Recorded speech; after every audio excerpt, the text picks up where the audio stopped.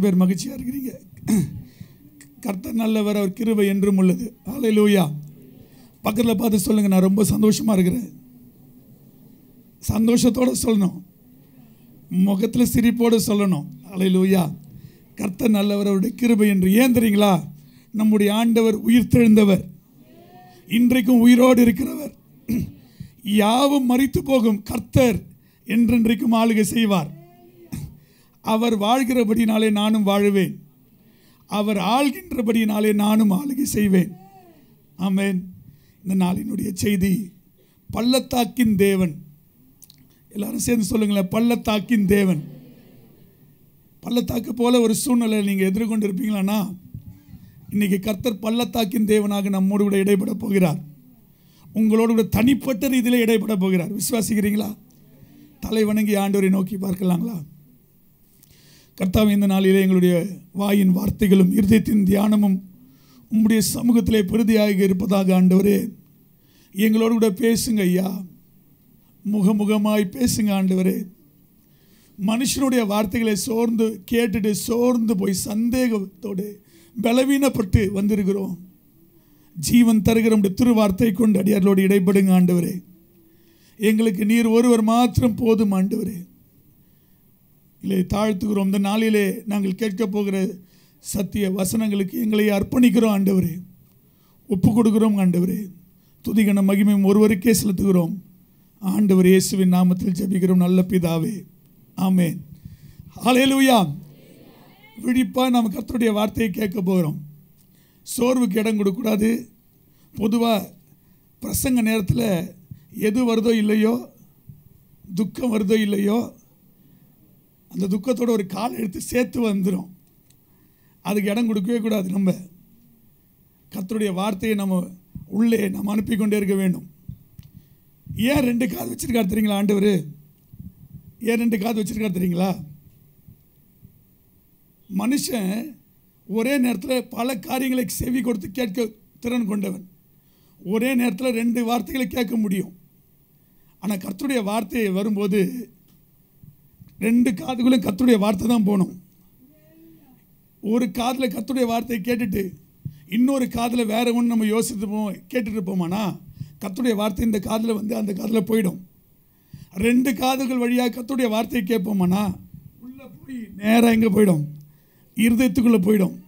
ஆகையினாலே 2 செவிகளையும் கர்த்தருடைய வார்த்தைக்கு திறந்து வைத்துக் கொள்ளுங்கள்.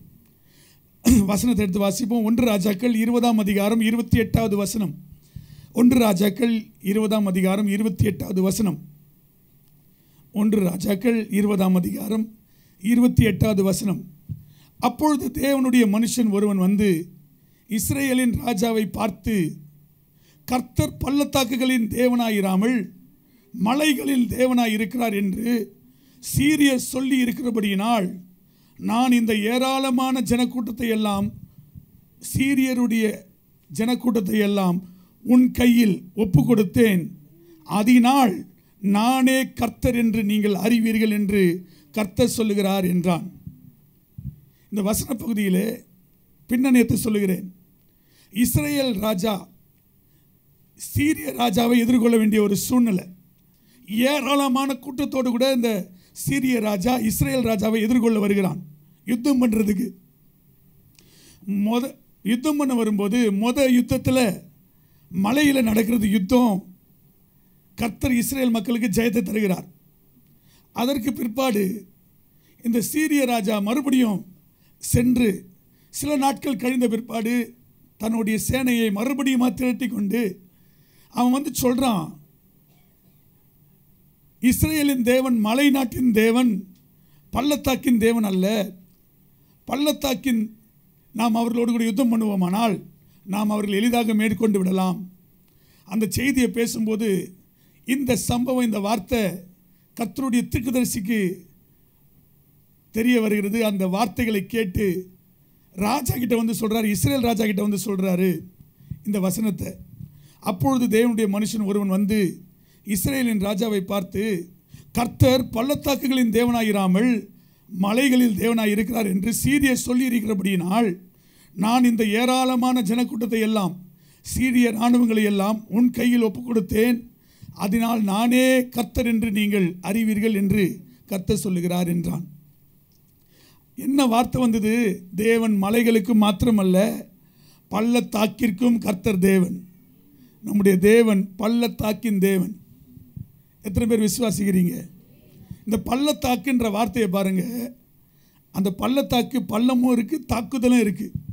பள்ளத்தாக்கு பள்ளத்தில் தள்ளி நம்ம தாக்குதல் செய்யுது. ஆனால் நம்முடைய தேவன் அந்த பள்ளத்தாக்கின் தேவனாக இருந்து அந்த தாக்குதலில் இருந்து நமக்கு ஜெயம் தருகிறார். இந்த பள்ளத்தாக்கு எந்த சூழ்நிலையாக கூட இருக்கலாங்க. பிரச்சனை, தேவை, வியாதி, சந்தேகம், பயம், இக்கட்டான சூழ்நிலை, இந்த பள்ளத்தாக்கு நம்மளை வந்து தாக்குதுங்களா இல்லைங்களா? எல்லாருமே ஒரு பாதை வழியாக போயிட்டுருக்கோம், அப்படி தானே? எல்லாருடைய வாழ்க்கையிலும் இந்த பள்ளத்தாக்குதலினுடைய அனுபவங்கள் தாக்குகிறது. அமைதியாக இருந்தால் கூட பரவாயில்ல, தாக்குது பள்ளத்தாக்கு.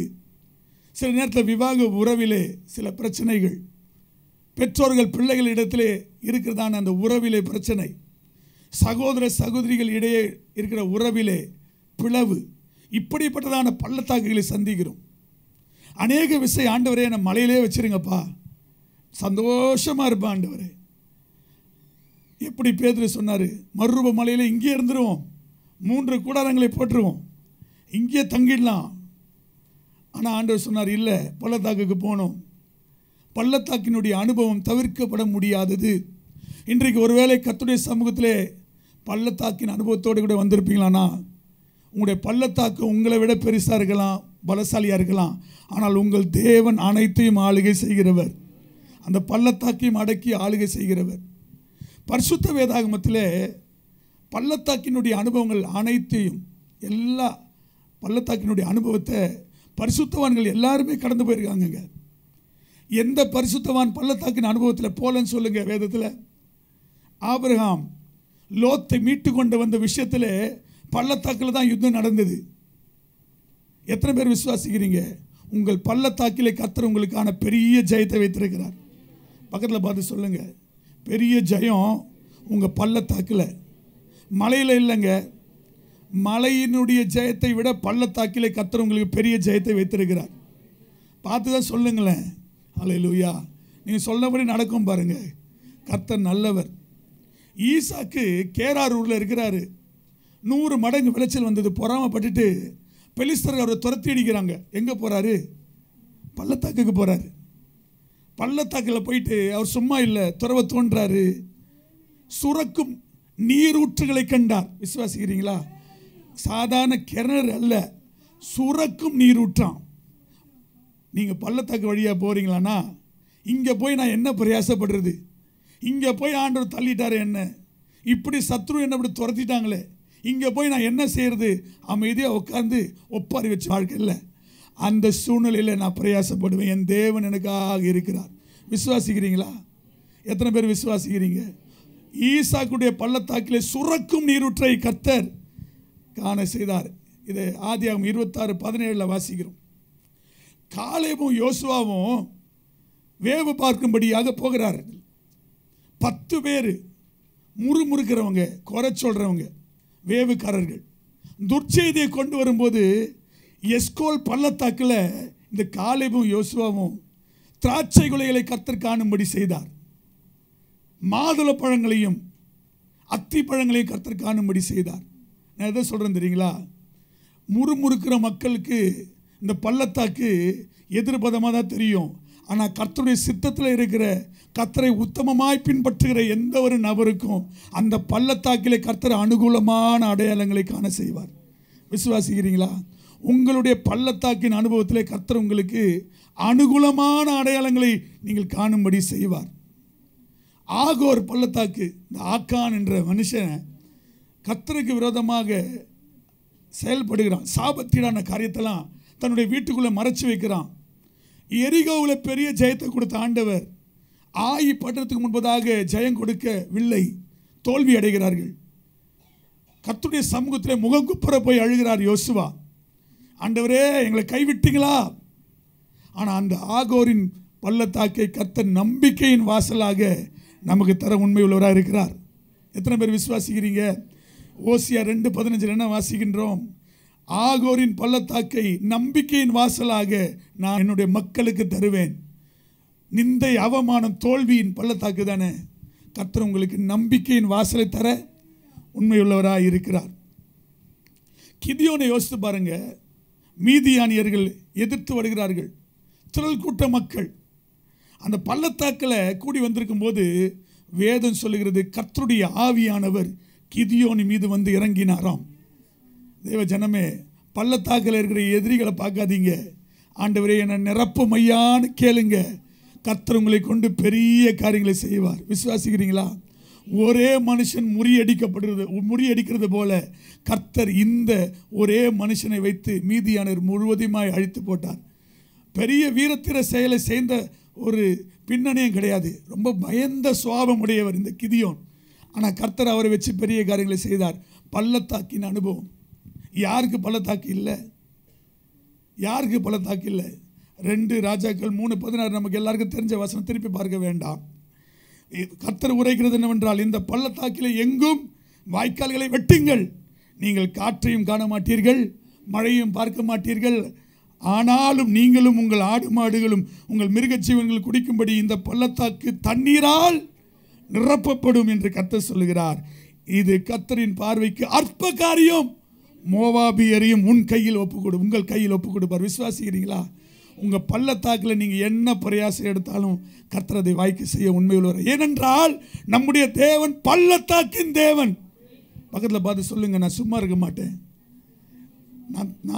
நான் வெட்டுவேன், வாய்க்கால்களை வெட்டுவேன், துறவு தோண்டுவேன், யுத்தத்தில் நிற்பேன். என் ஆவியானவர் என் மீது வந்து இறங்குவார். நான் செய்கிறதெல்லாம் வாய்க்க செய்வார். எனக்கு தோல்வி இல்லை. பக்கத்தில் பார்த்து சொல்லுங்க. எப்படி சொல்லணும்? கர்த்தர் என்னை ஜெயிக்க வைப்பார். ஹல்லேலூயா. எத்தனை பேர் விசுவாசிக்கிறீங்க? ஹல்லேலூயா.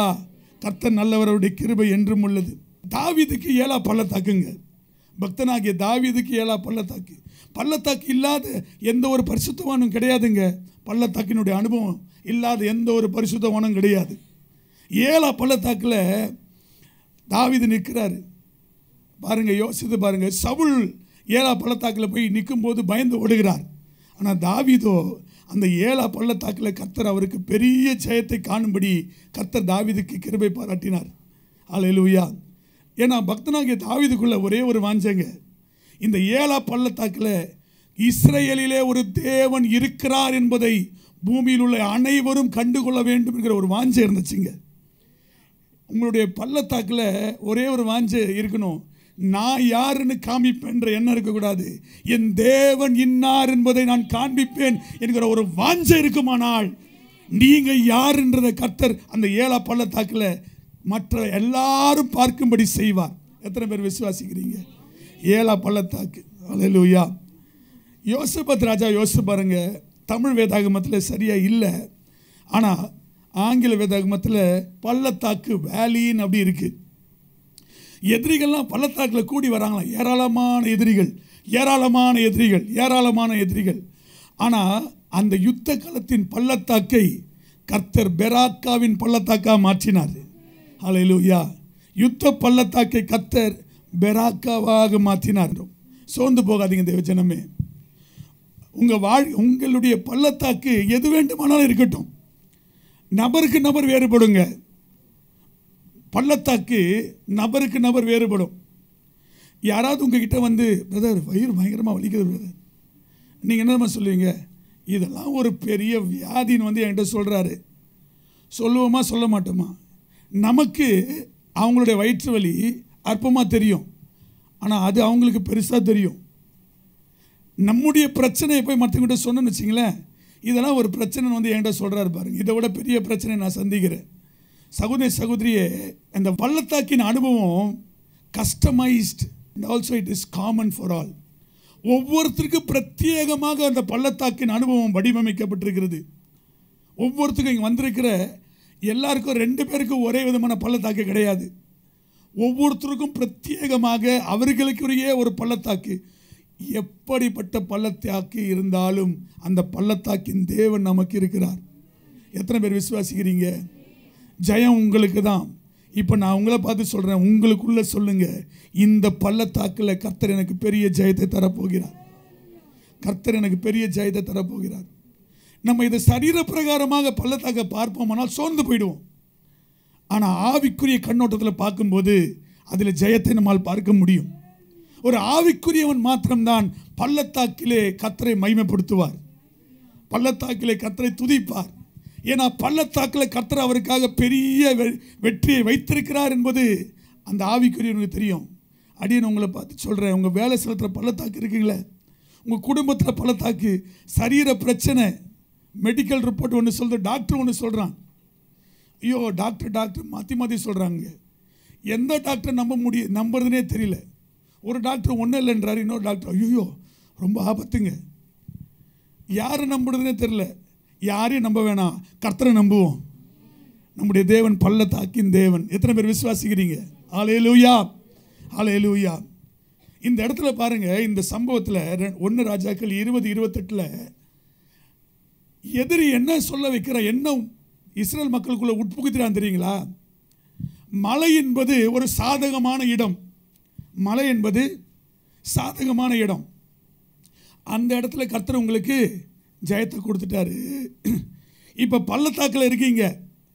பள்ளத்தாக்கு என்பது சாதகம் இல்லாத இடம், பாதகமான இடம். இந்த பாதகமான இடத்துல கர்த்தர் உங்களுக்கு ஒன்றையும் செய்ய மாட்டார். கர்த்தருடைய வல்லமையை எதிரி தேவ மக்களுடைய மனதிலே மட்டுப்படுத்துகிறான். பிசாசுக்கு நல்லா தெரியும் ஆண்டவர் சர்வ வல்லமையுடையவர். ஆனால் நம்ம அதை தெரிஞ்சுக்க கூடாதுன்னு பிசாசு நம்ம மனசுக்குள்ள என்ன சொல்கிறான், இங்கே பாரு, உன் வாழ்க்கையில் பிரச்சனை பயங்கரம் முத்தி போயிடுச்சு, இனிமேல் யாராலும் உன்னை காப்பாற்ற முடியாது. அப்போ உன்னை ஆண்டவர் காப்பாற்றினார். ஏன்னா நல்ல வேலை இருந்துச்சு, நல்ல குடும்பம் இருந்துச்சு, இப்போ எல்லாம் குறைஞ்சி போச்சு. இது மேலே ஆண்டவர் உன்னை காப்பாற்றுறன்னு நினைக்கிறியா? இது பிசாசோட வார்த்தைகள், எதிரினுடைய வார்த்தைகள். இடம் கொடுக்காதீங்க. சத்ரு உங்களுடைய மனதிலே சந்தேகத்தை உருவாக்கி அதன் மூலமாக பயம் என்கிற வலையிலே உங்களை சிக்க வைக்க பார்க்கிறான். என்ன சந்தேகம்? கர்த்தர் இந்த சூழ்நிலையிலலாம் உனக்கு உதவி செய்ய மாட்டார்ப்பா. ஆண்டவரால் உங்களுக்கு உதவியே செய்ய முடியாத சூழ்நிலையில் சரியாக மாட்டிக்கிட்ட. கர்த்தர் உன்னை காப்பாற்றுவார் நினைக்கிறியா? காப்பாற்றவே மாட்டார். ஆனால் அந்த இடத்துக்கு அந்த அந்த அந்த சந்தேகத்திற்கு இடம் கொடுக்காதீங்க. எசேக்கியா ராஜா கிட்ட இந்த வார்த்தை வருதுங்க, செனகரிப்பு. சொல்கிறான், நாங்கள் சீரிய இராணுவம், அசீரியர்கள் எல்லாத்தையும் கைப்பற்றிட்டோம். உங்கள் கடவுள் உங்களை காப்பாற்றிடுவாரா? உங்கள் தேவன் உங்களை விடுவிச்சிருவாரா? எசேக்கியா மனசில் விதைச்சது மாத்திரம் இல்லைங்க, முழு யூதா மக்களுடைய மனதிலையும் விதைக்கிறான். எசேக்கியா சொல்கிறத நம்பாதீங்க, அவன் கர்த்தரை உங்களை நம்ப பண்ணுவான், அதற்கு இடம் கொடுக்காதீங்க. தேவஜனமே, உங்கள் நம்பிக்கைக்கு விரோதமாக பிசாசானவன் சந்தேகத்தை விதைத்து கொண்டிருக்கிறான். உங்கள் தேவன் உங்களுக்கு நடத்த மாட்டார், காப்பாற்ற மாட்டார். இடம் கொடுக்காதீங்க. சாதகமற்ற சூழ்நிலையிலும் என் தேவன் என்னை விடுவிப்பார் என்று விசுவாசிங்க. என் தேவன் எனக்கு பெரிய ஜெயத்தை தருவார்னு விசுவாசிங்க. பள்ளத்தாக்கின் தேவன் என்னுடைய தேவன். மலையிலிருந்து பள்ளத்தாக்கில் பாருங்க, மலையிலிருந்து பள்ளத்தாக்கில் சண்டை போடுறது ஈஸி, மேலேருந்து கீழே சண்டை போடுறது ஈஸி, கீழேருந்து மேலே போடுறது கஷ்டம். இங்கே பாருங்கள், பள்ளத்தாக்கில் வந்துட்டீங்க, இனிமேலும் நீங்கள் ஒரு மலையின் அனுபவத்துக்கெல்லாம் போக முடியாது, இனியும் உங்களை வாக்கில் உயர முடியாது, நல்ல கீழே போயிட்டீங்க. இப்படி உங்கள் வேலை ஸ்தலத்தில் பிரச்சனை வருதுங்களே, செய்ய முடியாத வேலையை செய்து முடிக்க முடியாத நேரத்தை கொடுத்து செய்ய சொன்னால் உங்களுக்கு பள்ளத்தாக்கா இருக்குங்களே, என் தேவனால் எல்லாம் ஆகுன்னு சொல்லுங்க. ஹல்லேலூயா. என் தேவனால் நான் மதிலை தாண்டுவேன், என் கர்த்தரால் ஒரு சேனைக்குள் பாய்வேன், என் பள்ளத்தாக்கில் கர்த்தர் என்னை ஜெயிக்க வைப்பார்னு விசுவாசிங்க. ஏன் தெரியுங்களா? இந்த பள்ளத்தாக்கை உருவாக்குனவரே அவர் தாங்க. சிருஷ்டி கர்த்தருங்க. எத்தனை பேர் விசுவாசிக்கிறீங்க? கண்ட்ரோலர் அவர் தாங்க, கிரியேட்டர் அவர் தான். அவரால் அதை உருவாக்க முடியுமானால் என்னை காப்பாற்ற அவரால் முடியும். எப்படி உருவாக்கினார்? ஒன்றுமே இல்லாதவைகளை வைத்து உருவாக்கினார். எனக்காக ஜீவன் தந்த என் தேவன் என்னை காப்பாற்ற மாட்டாரா? என்னை தூக்கி எடுக்க மாட்டாரா? இந்த பள்ளத்தாக்குன்ற வார்த்தைக்கு ஆமேக் என்றுதானே எபிரேய வார்த்தை. ஆமேக், ஆயின் மீம் கூஃப் எனக்கு பாஸ்டர் அந்த விளக்கம் சொல்லும்போது அப்படியே பரவசம் அடைஞ்சேன். இந்த பள்ளத்தாக்குன்னா எது தெரியுங்களா? ஆயின்னா கண், அப்படி தானே? மீம் என்பது வெள்ள தண்ணீர், வெள்ளம், ஓஷன் வே, அது பிரச்சனைகள், பாடுகளை குறிக்கிறது. கூஃப் என்று சொல்லும்போது தொடுவானத்தில் இருக்கிறதான சூரியன், தொடுவானத்தில் இருக்கிறதான சூரியன். இந்த பள்ளத்தாக்க கர்த்தர் நமக்கு என்னவா விளக்குறார் தெரியுங்களா? இன்னைக்கு நம்ம பிரச்சனையின் மத்தியிலே குழப்பத்தின் நடுவில் இருக்கும்போது, மீம் குழப்பத்தின் நடுவில் இருக்கும்போது கர்த்தர் அந்த தொடுவானத்தில் இருந்து நம்மை பார்த்து, நான் உன்னை வெளியே கொண்டு வருவேன். நம்மை பார்க்கிற தேவன். உங்களை பார்க்கறதுக்கு யாருமே இல்லை நினைக்காதீங்க. சில பேர் உங்க கூட பேச கூட விருப்பம் தெரிவிக்க மாட்டாங்க. உங்களோடு கூட இருந்து உங்களை விடுவித்து உங்களை நடத்த உண்மை உள்ளவர். அல்லேலூயா. எத்தனை பேர் விசுவாசிக்கிறீங்க? தொடுவானன்னு சொல்லும்போது சூரிய அந்த உதிக்கிற திசை, இந்த நாள் துவங்கி கர்த்தருடைய கண்கள் உங்கள் மேலே இருக்குதுங்க. பயப்படாதீங்க. நான் மறுபடியும் சொல்கிறேன், ஆவிக்குரிய கண்ணோட்டத்தை உடையவர்களாக இருங்கள். மாம்சீக சிந்தை உடையவர்களாக இருக்காதீங்க. ஆவிக்குரிய கண்ணோட்டத்திலோடு கூட உங்கள் பள்ளத்தாக்க பார்த்தீங்கன்னா கர்த்தர் உங்களுக்கு பெரிய ஜெயத்தை வைத்திருக்கிறதை உங்களால் அனுபவிக்க முடியும். பக்கத்தில் பார்த்து சொல்லுங்க, பெரிய ஜெயம். அப்படி பிரதர் அப்படியே ஒரு மயக்கத்தில் இருப்பாருன்னா அப்படி உலுக்கி ஒரு உழுக்குங்க. இப்போ தெரியும் யார் தூங்குறாங்கன்னு தெரியும் நீங்கள் உழுக்கிறத பார்க்கும்போது. ஏன்னா அவங்க பக்கத்தில் தூங்குறால உங்களுக்கு நல்லா தெரியும். அப்படி ரெண்டு பேரையும் கூட்டணி போட்டு கண்ண முடியாதீங்க. உலுக்கி சொல்லுங்க, கர்த்தர் பெரிய ஜெயத்தை வைத்திருக்கிறார். எத்தனை பேர் சொல்றீங்க? எத்தனை பேர் விசுவாசிக்கிறீங்க? கர்த்தர் நல்லவர். தேவஜனமே, நான் மறுபடியும் சொல்கிறேன், சோர்ந்து போகாதீங்க. உங்கள் நிகழ்கால பாதகமான சூழ்நிலையை பார்த்துட்டு சோர்ந்து போகாதீங்க. பரிசுத்தவான்களுக்கு பள்ளத்தாக்கில் ஜெயம் தந்த அதே தேவன் உங்களுக்கும் ஜெயம் தர உண்மை உள்ளவராக இருக்கிறார். ஹல்லேலூயா, ஹல்லேலூயா. கர்த்தர் நல்லவருடைய கிருபை என்றும் உள்ளது. ஒரு 3 குறிப்புகளை உங்ககிட்ட பகிர்ந்து கொள்ள வாஞ்சையோடு நிற்கிறேன். கர்த்தர் எனக்கு தொடர்ந்து கிருபை அளிப்பாராக. முதல் குறிப்பு, தன்னை அறிய பண்ணுகிற தேவன். தன்னை அறிய பண்ணுகிற தேவன். அதே வசனம் 1 ராஜாக்கள் 20ஆம் அதிகாரம் 28வது வசனம். கர்த்தர் இந்த பள்ளத்தாக்கின் தேவனாய் இஸ்ரேல் மக்களுக்கு வெளிப்படுத்துவதற்கான காரணம் என்ன? இஸ்ரேல் மக்கள் தேவனை அறிந்து கொள்ள வேண்டும். அவரை அறிந்து கொள்ள வேண்டுங்க.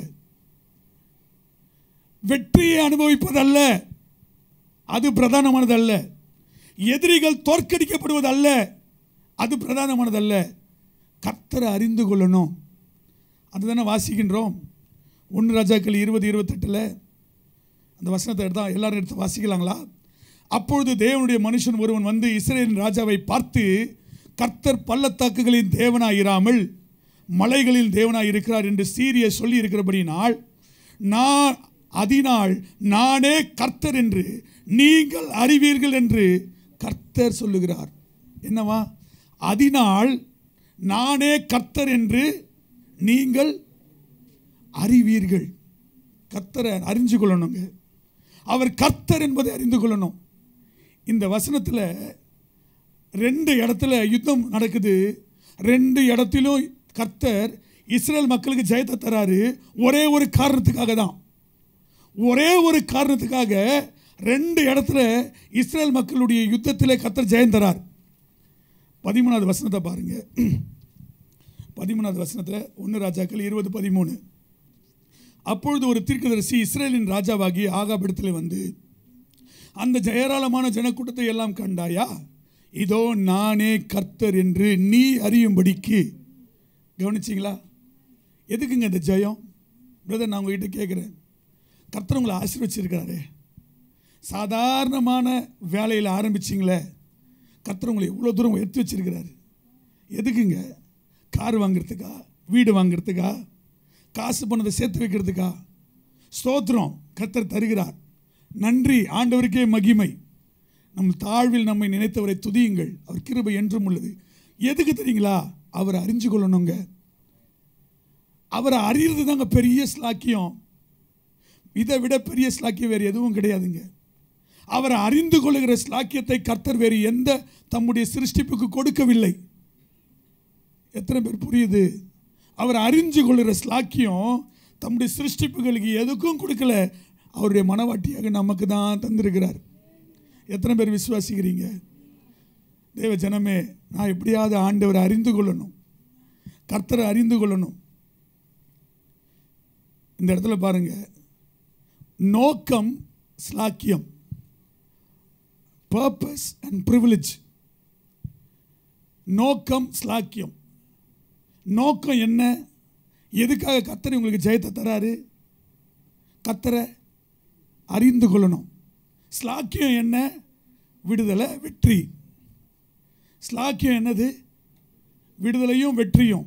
நோக்கம் பக்கத்தில் பார்த்து சொல்லுங்க, கேளுங்க. நோக்கம் என்ன பிரதர்? நோக்கம் கேளுங்க, கேளுங்க, கரெக்டாக சொல்கிறாரான்னு பார்த்து சொல்லுங்க. நோக்கம் எது? என்ன நோக்கம்? ஆண்டவர் அறிஞ்சு கொள்ளணும். ஸ்லாக்கியம் என்னது? எதிரிகள் தோற்கடிக்கப்படணும், தேவ மக்கள் ஜெயம் பெறணும். இப்போ நான் உங்களை பார்த்து கேள்வி கேட்குறேன், மனசு திறந்து கேட்குறேன். இந்த கேள்வியை நீங்கள் வாய் திறந்து பக்கத்தில் இருக்கிற பிரதர் கூட கேட்டாத அளவுக்கு உங்களுக்குள்ளே சொல்லிக்கோங்க. ஏன்னா யாரும் உங்களை எடை போட்டுற வேணாம். நம்மை நாமே நிதானத்தை பார்ப்போமாக. கர்த்தர் உங்களுக்காக ஒரு காரியத்தை செய்யும்போது உங்களுடைய எண்ணத்தில் நோக்கம் முதன்மையாக வருதா அல்லது ஸ்லாக்கியம் முதன்மையாக வருதாங்க? ஒரு பிரச்சனை இருக்குங்க, ஒரு வியாதி, ஆஃபீஸில் பயங்கர போராட்டம், குடும்பத்தில் பயங்கர சண்டை, பிள்ளைங்க கேட்க மாட்டேங்குது, பேச்சை கேட்க மாட்டான். கர்த்தர் ஒரு காரியத்தை செய்யணும்னு விரும்புகிறீங்க. என்ன மனசுக்குள்ளே ஓடுது? கர்த்தருடைய நோக்கம் நிறைவேறணும் ஆண்டவரே அப்படின்ற எண்ணம் ஓடுதா, இல்லை ஸ்லாக்கியத்தை அனுபவிக்கணும்னு எண்ணம் ஓடுதுங்களா? தேவ ஜனமே, ஒன்றே ஒன்று தாங்க, உங்களுடைய நோக்கம் நிறைவேறணும். என்ன நோக்கம்? நான் உம்மை அறிஞ்சு கொள்ளணும் ஆண்டவரே. அவரை அறிந்து கொள்ள கர்த்தருடைய கிரியை நாடுவோமானால் தேவனுடைய ஸ்லாக்கியங்கள் அனைத்தையும் நாம் அனுபவிப்போம். ஆண்டவரை அறிஞ்சு கொள்ளணுன்ற வாஞ்சியோடு கூட கர்த்தருடைய முகத்தை தேடுவோமானா விடுதலைக்காக தேட வேண்டிய அவசியமே இல்லை, வெற்றிக்காக நாட வேண்டிய தேவையே இல்லை. இந்த இடத்துல இந்த ஜனங்க அவ்வளோ சொல்கிறாரு தீர்க்கதரிசி. முதல் தடவையும் சொல்கிறாரு, ரெண்டாவது தடவையும் சொன்னார். உண்மையாகவே இவங்க நோக்கத்தை பிடிச்சிட்டாங்களா? ஸ்லாக்கியத்தை தான் பிடிச்சிக்கிட்டாங்க. என்ன ஸ்லாக்கியம்? எங்களுக்கு விடுதலை வேணும், எங்களுக்கு ஜெயம் வேணும். நோக்கம் என்னது? கர்த்தரை அறியணும். எல்லாரும் சேர்ந்து சொல்கிறீங்களா? நோக்கம் இஸ் ஈக்குவல் டு, சொல்லுங்க, கர்த்தரை அறிவது. ஸ்லாக்கியம் இஸ் ஈக்குவல் டு விடுதலை, வெற்றி. நான் சொல்கிறேங்க, நோக்கம் நிறைவேறாமல் ஸ்லாக்கியம் நீடிக்காது. ஸ்லாக்கியம் நீடிக்கணும்னா நோக்கம் அந்த நேரத்துக்கு ஸ்லாக்கியம் இருக்கும். ஆனால் அந்த ஸ்லாக்கியம் நீடித்து வரணும்னா நோக்கத்துக்கு நம்ம இடம் கொடுக்கணும். யார் யாரெல்லாம் கர்த்தரை அறிந்து கொண்டே வரணும்னு வாஞ்சியோடு இருக்கிறாங்களோ அவங்க வாழ்க்கையில் கர்த்தருடைய ஸ்லாக்கியம் நீடிச்சுக்கிட்டே இருக்கும். அவங்கள யாராலையும் தோற்கடிக்க முடியாதுங்க. கர்த்தரை அறிந்து கொள்ள நாடி தேடுகிற ஒரு பரிசுத்தவானை, ஒரு தேவ பக்தி உள்ளவனை, கர்த்தருடைய பிள்ளையை எந்த சூழ்நிலையும் தோற்கடிக்க முடியாது. நோக்க நிறைவேறுமானால் ஸ்லாக்கியம் நீடிக்கும். ஸ்லாக்கியத்தை மாத்திரம் தேடுவீங்களானா அந்த நேரத்துக்கு இருக்கும். அப்படிதான் ஆயிடுச்சு, அப்படிதாங்க ஆயிடுச்சு, அப்படிதான் ஆயிடுச்சு.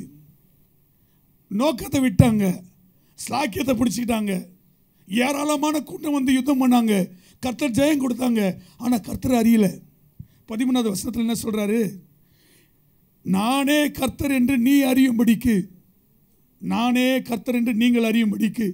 அந்த அறியத்தை விட்டுட்டாங்க.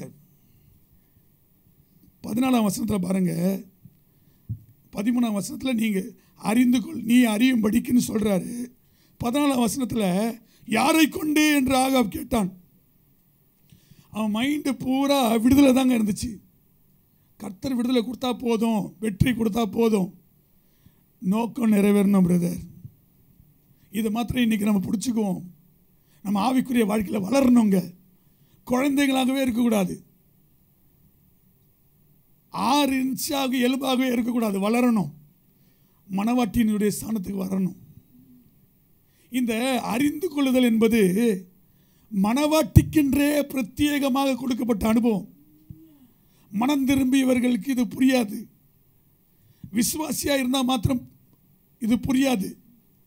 நம்ம சீஷர்களாக மாற முயற்சி எடுக்கும்போது, மணவாட்டியாக மாற நம்ம அர்ப்பணிக்கும் போது, நான் எப்படியாவது அறிஞ்சு கொள்ளணும். சரி, நம்ம கர்த்தரை அறிந்து கொள்கிறோன்றதுக்கு என்னங்க தடயம், என்ன ப்ரூஃப்? பக்கத்தில் கேளுங்க. கர்த்தரை அறியறதுக்கு என்னங்க ப்ரூஃபு கேளுங்களேன். என்ன ப்ரூஃபு? பதில் சொன்னாங்களா இல்லைங்களா? என்ன தெரியுங்களா ப்ரூஃபு? அடையாளம் என்ன தெரியுங்களா? மாற்றப்பட்ட வாழ்க்கைங்க. உண்மையாக ஆண்டவர் அறிஞ்சிருப்போமானா நம்ம வாழ்க்கை பழைய பெருங்காய டப்பாவாக இருக்காது. ஆசிட் ஆளா ஊற்றி கூட கழுவி பாருங்க, மோந்து பார்த்தா என்ன வாசனை வரும்? எத்தனை தடவை பழைய பெருங்காய டப்பாவாக இருக்குது நம்ம வாழ்க்கை. எவ்வளோ பேசுகிறாரு ஆண்டவர். ஐயோ, நம்ம சென்னை டிராஃபிக்கில் வண்டி ஓட்டுறது ரொம்ப கஷ்டங்க. அதுவும் அவசரத்தில் நீங்கள் போனீங்க, அவ்வளோதான். அவசர அவசரமாக போகிறீங்க, டிராஃபிக்கில் மாட்டி. ஒரு சகோதரன் முன்னாடி, கர்த்தர் எனக்காக யாவையும் செய்து முடிப்பார், ஸ்கூட்டி பேப்பு முன்னாடி போகிறேன். எவனோ ஒருத்தன் தட்டிட்டு போயிட்டான். ஒரு கோவம் வந்துச்சு. பிரதர் பிரதர் பிரதர் என்ற சராமாரியாக பேசுகிறாரு அவர். வசனம் ஒட்டி இருக்கு, வாயில் வர வார்த்தை. கர்த்தரை அறிஞ்சிருப்போமானா வாழ்க்கை மாறுங்க. கோவப்படக்கூடாதுன்னு அதை பற்றி சொல்லலைங்க. நம்ம சுவாபம் மாறணுங்க. எத்தனை பேர் ஒத்துக்கொள்கிறீங்க? நம்ம உண்மையாக ஆண்டவர் அறிஞ்சிருப்போமானா நம்ம சுவாபம் மாறும். அவர் மணவாளன், நம்முடைய அவர் நாம் வருது. அவர் அறிந்து கொள்ளும்போது அவருடைய சுவாபம் நமக்குள்ளே வருது. கல்யாணம் ஆகிட்ட பிற்பாடு குணம் மாறிச்சுன்னு சில பேர் சொல்கிறத கேட்டிருக்கீங்களா? மற்றவங்களாம் சொல்ல வேணாம் பிரதர், நம்ம அனுபவமே அதுதான் அப்படின்னு சொல்கிறவங்க சில பேர் இருக்கிறாங்க. ஒரு கல்யாணம் நம்ம சபையில் நடக்குது. பாஸ்டர் அந்த கல்யாணம் மெசேஜ் கொடுத்தாங்க. அப்போ ஒரு சம்பவம் சொன்னாங்க. இன்னும் ஞாபகம் இருக்குது எனக்கு. ஒரு காட்டில் புலிக்கு 2 புலிக்கு கல்யாணம் நடந்துச்சான். அப்போது வந்துடுது எல்லா மற்ற புலிகளெல்லாம் கூப்பிட்டு பார்ட்டி கொடுத்துச்சான். வாங்க சாப்பிடுங்க, நல்லா ஜூஸ்லாம் குடிங்க, எல்லாம் டான்ஸ் ஆட ஆரம்பிச்சுதான். அப்போ திடீர்னு ஒரு சுண்டெலி வந்து டான்ஸ் ஆட ஆரம்பிச்சிச்சான். என்னடா இது, நம்மளாம் புலிகள், நம்ம கூட சேர்ந்து இந்த சுண்டெலி டான்ஸ் ஆடுது. ஏய் நிறுத்து, இங்கே வா, நீ யார்? நீ நாங்களாம் புலிகள், நீ சுண்டெலி இங்கே வந்து டான்ஸ் ஆடிட்டு இருக்கிறேன். அப்போ இந்த சுண்டெலி சொல்லிச்சான், கல்யாணம் ஆகிறதுக்கு முன்னாடி நானும் புலியாக தான் இருந்தேன். கல்யாணம் ஆகிறதுக்கு முன்னாடி நானும் புலியாக தான் இருந்தேன். கல்யாணம் ஆன பிற்பாடு மாறிட்டேன். தேவ ஜனமே, நாம் கர்த்தரை அறிந்து கொள்வோமானால் சுண்டெலியாலாம் மாறதில்லைங்க, அவரை போல மாறுவோங்க. கர்த்தரை அறிந்து கொள்ளும்போது அவரை போல பேச்சில், நம்முடைய மூச்சில், நம் நடையில், உடையில், பாவனையில் கர்த்தரை வெளிப்படுத்தினவர்களாக நம்ம வாழ்வோங்க. தேவ ஜனம், இதை தான் கர்த்தர் நம்மகிட்ட எதிர்பார்க்கிறார். எப்படி கர்த்தர் நாம் அவரை அறிந்து கொள்ளும்படி செய்கிறார் தெரியுங்களா? அவருடைய வார்த்தையின் மூலமாக தாங்க. எப்படிங்க? அவருடைய வார்த்தையின் மூலமாக தாங்க. இந்த பள்ளத்தாக்கில் இருக்க மக்களுக்கு நான் ஒன்று சொல்கிறேன், கர்த்தருடைய வார்த்தையின் மூலமாக கர்த்தரை அறிந்து கொள்ளுங்கள்.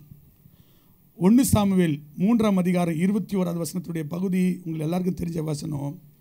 1 சாமுவேல் 3:21. கர்த்தர் 1 சாமுவேல் 3:21. கர்த்தர் பின்னும் சீலோவிலே தரிசனம் தந்தருளினார். கர்த்தர் சீலோவிலே தம்முடைய வார்த்தையினாலே சாமுவேலுக்கு வார்த்தையினாலே தம்மை, வசனத்தின் மூலமாக தான் கர்த்தர் தம்மை வெளிப்படுத்துவார். நம்ம ஆண்டவரை அறிஞ்சு கொள்ளணும்னா வசனத்தை தேடுங்க.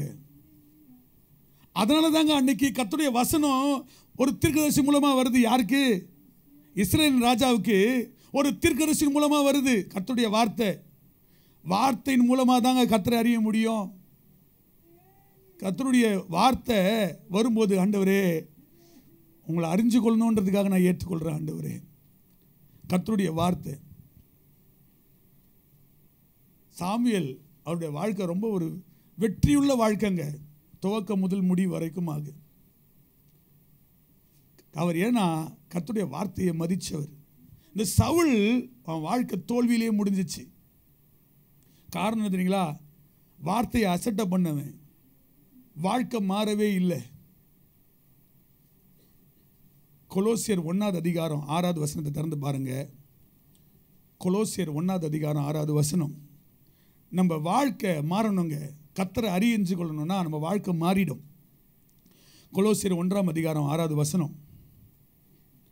அந்த நம்பிக்கை குறித்து நீங்கள் முன்னமே சத்திய வசனமாகிய சுவிசேஷத்தினாலே கேள்விப்பட்டீர்கள். அந்த சுவிசேஷம் உலகமெங்கும் பரம்பி பலன் தருகிறது போல உங்களிடத்திலும் வந்து நீங்கள் அதை கேட்டு தேவ கிருபையை சத்தியத்தின்படி அறிந்து கொண்ட நாள் முதல் அது உங்களுக்குள்ளும் பலன் தருகிறதா இருக்கிறது. இந்த வசனம் புரிஞ்சுதுங்களா? புரியலைன்னா அடுத்து என்ன சொன்னேன்னா, இதோட இங்கிலீஷ் டிரான்ஸ்லேஷன், ஒருவேளை இங்கிலீஷ் உங்களுக்கு புரியுமானா அது இங்கிலீஷ் ஆங்கில பதிப்பை படித்து பார்த்தீங்கன்னா ஓரளவுக்கு உங்களுக்கு புரியும். இப்போ புதிதாக வந்த நியூ டிரான்ஸ்லேஷன் ஒன்று வந்திருக்கு தமிழ் பைபிளில். அதை நீங்கள் படித்து பார்த்தீங்கன்னா இன்னும் தெளிவாக ஓரளவுக்கு புரியும். நான் படித்து பார்த்ததுடைய விளக்கத்தை சொல்கிறேன். நீங்கள் உலகத்தில் இருக்க மற்றவர்கள் சத்திய வசனமாகிய சுவிசேஷத்தினாலே கேள்விப்பட்டார்கள். அது உலகமெங்கும் பரம்பி பலன் தருகிறது போல. அந்த பலன் தருகிறது போல என்ற வார்த்தைக்கு அர்த்தம் என்ன தெரியுங்களா? கர்த்தருடைய வார்த்தை கேட்ட உடனே அவங்க வாழ்க்கை மாறிடுச்சு. அந்த வசனத்தின் மூலமாக அவங்க சுவாபம் மாறிச்சு. அதுபோல கொலோசியராகிய உங்களிடத்தில் கர்த்தருடைய வசனம் வருது, உங்களுக்குள்ளும் பலன் தருகிறது. என்ன சொல்ல வராரு? உங்கள் வாழ்க்கை மாறுது. அதனால தான் பார்க்கிறோம், நீங்கள் அதை கேட்டு தேவ கிருபையை சத்தியத்தின்படி அறிந்து கொண்ட நாள் முதல் அது உங்களுக்குள்ளும் பலன் தருகிறது. இப்போ பாருங்க, இந்த மாற்றம் எப்படி வந்ததுங்க? சத்தியத்தின்படி அறிந்து கொண்டதினால்தான். வசனத்தின்படி நாம் அறிந்து கொண்டால்தாங்க நம்முடைய சுவாபம் மாறும். வசனம் எல்லாரும் சேர்ந்து சொல்றீங்களா? சத்திய வசனம் என் சுவாபத்தை மாற்றுகிறது. வேற எதுவும் நம்மளை மாற்றாதுங்க பிரதர். நீங்கள் வசனத்துக்கு கீழ்ப்படியலைன்னா வேற எதுவும் மாறாது. நான் உங்களை பார்த்து சொல்கிறேன், நான் உங்களை எல்லாரும் சரீரங்களாக பார்க்குறேன். ஆனால் நாம் அனைவரையும் பரலோகம் நம்முடைய ஆத்துமாக்களாக பார்க்கிறது. அதனால தான் ஏற்றத்தாழ்வு பரலோகத்தின் பார்வையிலே இல்லை. அதனால தான் உயர்வு தாழ்வு பரலோகத்தின் பார்வையிலே இல்லை. நான் எது சொல்ல வருகிறது தெரியுங்களா? இந்த ஆத்துமாவுக்கு தேவையானது கர்த்தருடைய வார்த்தை. அந்த வார்த்தையின் மூலமாக தான் மனவளனை அறிந்து கொள்ள முடியும். இதே கொலோசியர் 1ஆம் அதிகாரம் 10வது வசனத்தில் பாருங்க. இதே கொலோசியர் 1:10, சகலவித நற்கிரியைகளுமாகிய கனிகளை தந்து தேவனை அறிகிற அறிவில் விருத்தி அடைந்து கர்த்தருக்கு பிரியம் உண்டாக அவருக்கு பாத்திரராய் நடந்து கொள்ளுங்கள். பிரதர், ஆண்டவரை நம்ம அறியலன்னு வச்சிங்களேன், நம்ம வாழ்க்கையில் நற்கிரியை இருக்காதுங்க, துர்க்கிரியை தான் இருக்கும். நற்சாட்சி இருக்காது, துர்சாட்சி தான் இருக்கும். எத்தனை தடவை பைபிளை மறைச்சி வச்சு சபைக்கு எடுத்துகிட்டு வரீங்க? தைரியமாக எடுத்துகிட்டு வர முடியுதா? பக்கத்தில் இருக்க ஜனங்க சொல்ல, பாரு நேத்தெல்லாம் என்ன வாய் சண்டை பா, பேரு தான் கிறிஸ்தவ பேரு, செயல்களும் நம்மளோட படு மோசமாக இருக்குது. ஞாயிற்றுக்கிழமான பைபிளை தூக்கிட்டு போயிடுது. நான் யாரையும் குற்றப்படுத்தலைங்க. சத்திய வசனம் நம்மை நம்மை விட்டு கொடுக்க வேண்டும். நம்ம இதுமாரி இதுக்கு மேலே நம்ம இத்தனை வருஷமாக ஆண்டுக்குள்ளே இருந்துட்டு இதுக்கு மேலே நம்ம பாலகர்களாக இருக்கக்கூடாதுங்க. நம்ம வளரணுங்க. நம்முடைய சுவாபம் மாறணும். மாறுமா அப்படின்னு கேட்டால் படிப்படியாக கொஞ்சம் கொஞ்சமாக கர்த்தர் நம்மை மாற்ற இடம் கொடுக்கணுங்க. நற்கிரியைகளுமாகிய கனிகளை தந்து, நற்கிரியைகளுமாகிய கனி, ஆவின் கனி பார்த்துருக்கிறோம். நற்கிரியைகளும் கனிங்க. கனிகளை தந்து தேவனை அறிகிற அறிவில், என்னை இந்த வசனம் ரொம்ப தொட்டுச்சுங்க. அறிகிற அறிவில் விருத்தி அடையணுமா? விருத்தி அடையிறதுனா தெரியுங்களா? 1 2 ஆகணும், 2 4 ஆகணும், 4. நான் கணக்கு வாதியார் இல்லை, கணக்கு சொல்லித்தரத்துக்கு. விருத்தி அடையிறதை பற்றி சொல்கிறேங்க. அதுக்கு எல்லையே இல்லைங்க. விருத்தி எண்ணுக்கு எல்லை இருக்குதா? எண்கள் நம்பர்ஸ்க்கு எண்டு இருக்குதாங்க, எண் நம்பர்ஸ்னுவாங்க. விருத்தி அடைஞ்சிட்டே இருக்கணுங்க கர்த்தரை அறிகிற அறிவில். அதனால தாங்க நம்ம நோக்கத்தை நிறைவேற்றுவோமானால் ஸ்லாக்கியம் நமக்கு நீடித்திருக்கும். நோக்கத்தை பாதியில விட்டுட்டோம், ஸ்லாக்கியம் போச்சு. என்ன நோக்கம்? அவர் அறிகிற அறிவில் விருத்தி அடையிறது. விருத்தி அடையிறது.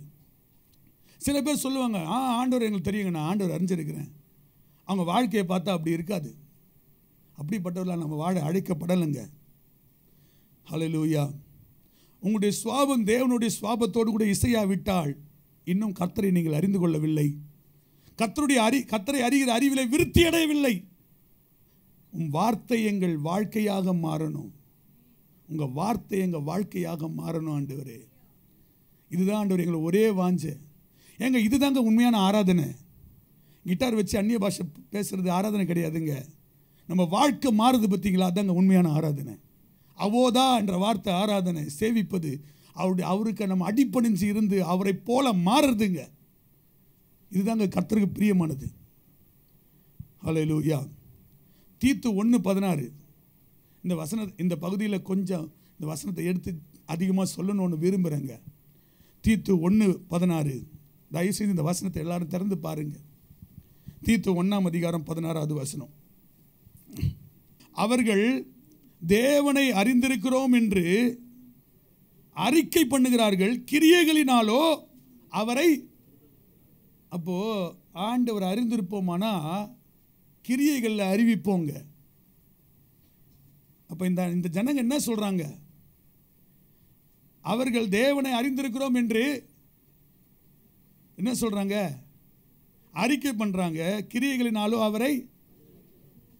அப்போ என்ன சொல்றாங்க? இவங்க சொல்றதெல்லாம் பொய். ஆண்டவர் அறிஞ்சிருக்கிறோம் சொல்லிட்டு ஆனால் கிரியையில் இல்லை. அப்போ அவங்க சொல்றதெல்லாம் பொய். சும்மா சொல்லிக்கிறது. என்னது? கர்த்தரை அறிஞ்சிருக்கிறோம் சும்மா சொல்லிக்கிறது. இனிமேலும் நம்முடைய வாழ்க்கையில் அப்படி இருக்க வேணாங்க. சும்மா சொல்றதெல்லாம் இல்லைங்க.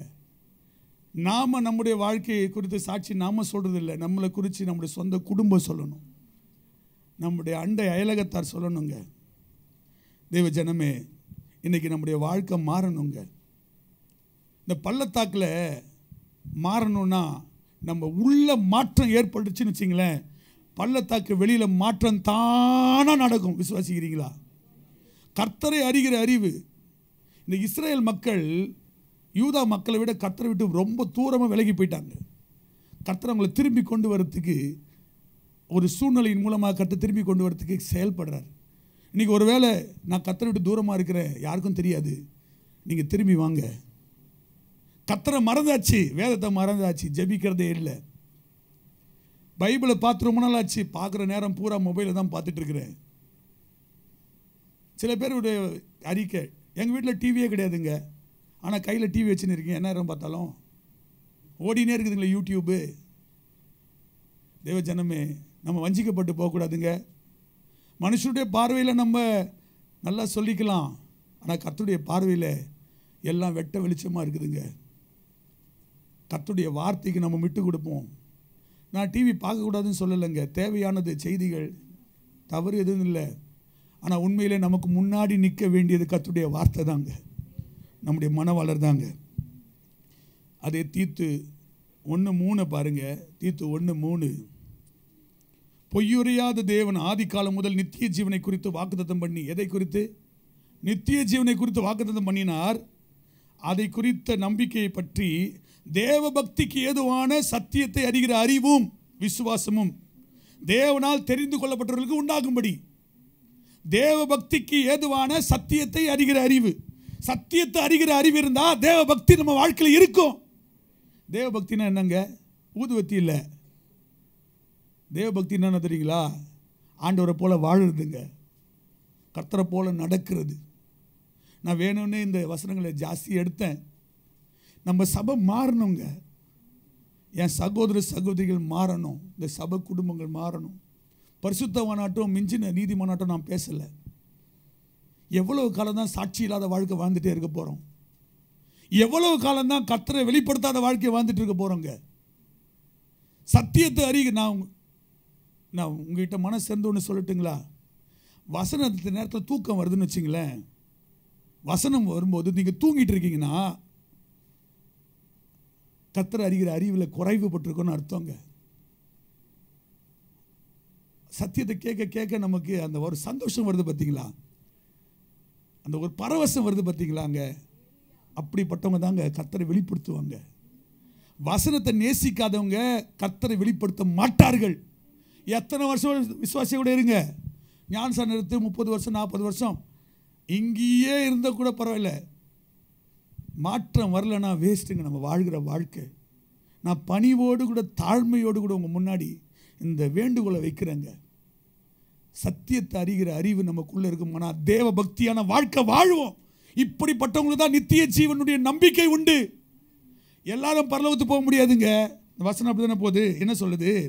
தேவன் ஆதி காலம் முதல் நித்திய ஜீவனை குறித்து வாக்குறுதம் பண்ணி அதை குறித்த நம்பிக்கையை பற்றி தேவ பக்திக்கு ஏதுவான சத்தியத்தை அறிகிற அறிவும் விசுவாசமும் தேவனால் தெரிந்து கொள்ளப்பட்டவர்கள் உண்டாகும்படிக்கு, நம்மளாம் தெரிந்து கொள்ளப்பட்டவர்கள், நித்திய ஜீவனை சுந்தரிக்கும்படிக்கு அழைக்கப்பட்டவர்கள். நமக்கு என்ன தேவைங்க? அவரை அறிகிற அறிவு, சத்தியத்தின்படி அவரை அறிகிற அறிவு, தேவ பக்தியுள்ள வாழ்க்கை எவ்வளோ முக்கியங்க. அதனால தான் யோவான் 17:3 என்ன வாசிக்கிறோம்? ஒன்றையான மெய் தேவனாகி உம்மையும் நீர் அனுப்பின உம்முடைய குமாரனாகி இயேசு கிறிஸ்துவையும் அறிவதே. எப்படிங்க அறிந்து கொள்ள முடியும்? வசனத்துக்கு கீழ்ப்படிவது தாங்க. பிரதர் சிஸ்டர், ஒன்றை புரிஞ்சு கொள்ளுங்க.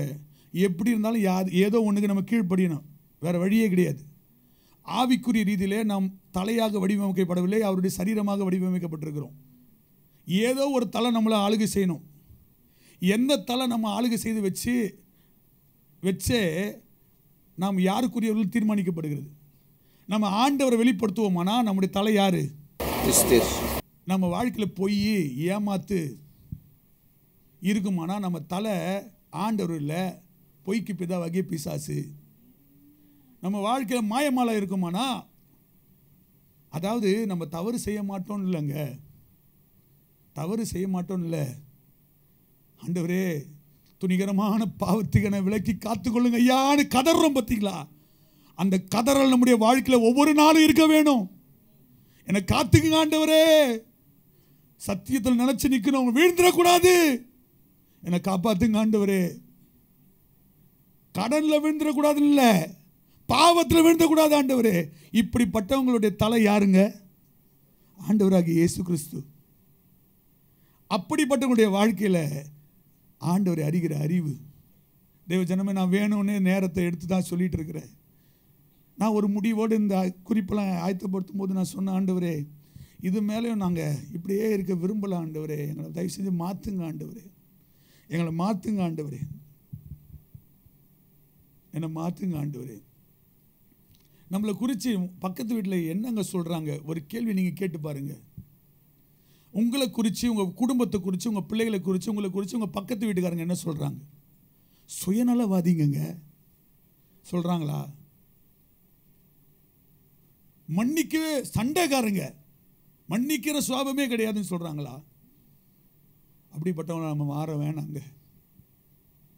பள்ளத்தாக்கு மாறாது, பள்ளத்தாக்கு அப்படியே தான் இருக்கும். எதிரிகள் நம்ம ஆட்கொண்டுதே இருப்பாங்க, ஜெயிக்க முடியாது. நம்மை மாற்றிக்கொள்வோமாக. ஹல்லேலூயா. கர்த்தருடைய நாமம் மையப்படுவதாக. இந்த 13வது வசனத்திலையும் 28வது வசனத்தில் நீங்கள் வாசித்தீங்களா? 1 ராஜாக்கள் 20வது அதிகாரம் 13, 17, 28. 13 என்ன வாசிக்கணும்? என்ன வாசிக்கிறோம்? நானே கர்த்தர் என்று நீ அறியும்படிக்கு. 28 நானே கர்த்தர் என்று நீங்கள் அறிவீர்கள். தனிப்பட்ட ரீதியில் கர்த்தரை அறிஞ்சு கொள்ளணும், நம்ம குடும்பமாக கர்த்தரை அறிஞ்சு கொள்ளணும். எத்தனை பேர் ஆமேன்னு சொல்கிறீங்க? தனிப்பட்ட ரீதியிலையும் நான் கர்த்தரை அறிஞ்சு கொள்ளணும், என் குடும்பமாக அறிஞ்சு கொள்ளணும். பிரதர் சிஸ்டர், உங்கள் பிள்ளைங்களை சபை கூட்டு வரும்போது ஏனோ தானோன்னு கூட்டு வராதிங்க, சொல்லி கூட்டுவாங்க. ஆண்டவர் அறிஞ்சு கொள்ளணும். நீங்கள் மாத்திரம் வந்துட்டு வீட்டில் விட்டுட்டு வந்துடாதீங்க, கூட்டிகிட்டு வாங்க. என்ன ஆனாலும் சரி, என் குடும்பம் கர்த்தரை அறிந்து கொள்ளணும். ஆபிரகாம் அவருடைய வாஞ்சதாங்க, கண்டித்து உணர்த்தினாராம், கட்டளையிட்டாராம். அவருடைய வழிகளில், அவருடைய நியாயமங்களில் நடந்துங்க, கர்த்தரை அறிந்து கொள்ளணுங்க குடும்பமாக. ஹல்லேலூயா, ஹல்லேலூயா. தனிப்பட்ட ரீதியில் அறிந்து கொண்டு அப்போஸ்தலனாகிய பவுலை குறித்து நம்ம பார்க்குறோங்க. அவர் சொல்கிறாரு, பிலிப்பியர் 3ஆம் அதிகாரம் 10வது வசனத்தில், நமக்கு எல்லாருக்கும் தெரிஞ்ச வசனம் திருப்பி பார்க்க வேணாம். நான் அவரையும் அவருடைய உயிர்த்தெழுதலின் வல்லமையும் அவருடைய பாடுகளின் ஐக்கியத்தையும் அறிகிறதற்கும். ஆண்டவர் அறிந்து கொள்றாரு. ஆண்டவர் அறிந்து கொள்ளணுன்ற வாஞ்ச, இப்படியாவது ஆண்டவர் அறிந்து கொள்ளணும். அப்போ அவருடைய மனத்துக்குள்ள ஒரு மாற்றம் வருதுங்க. என்ன மாற்றம் தெரியுங்களா? இந்த வசனத்தை நீங்கள் தயவு செஞ்சு எடுத்து பாருங்க.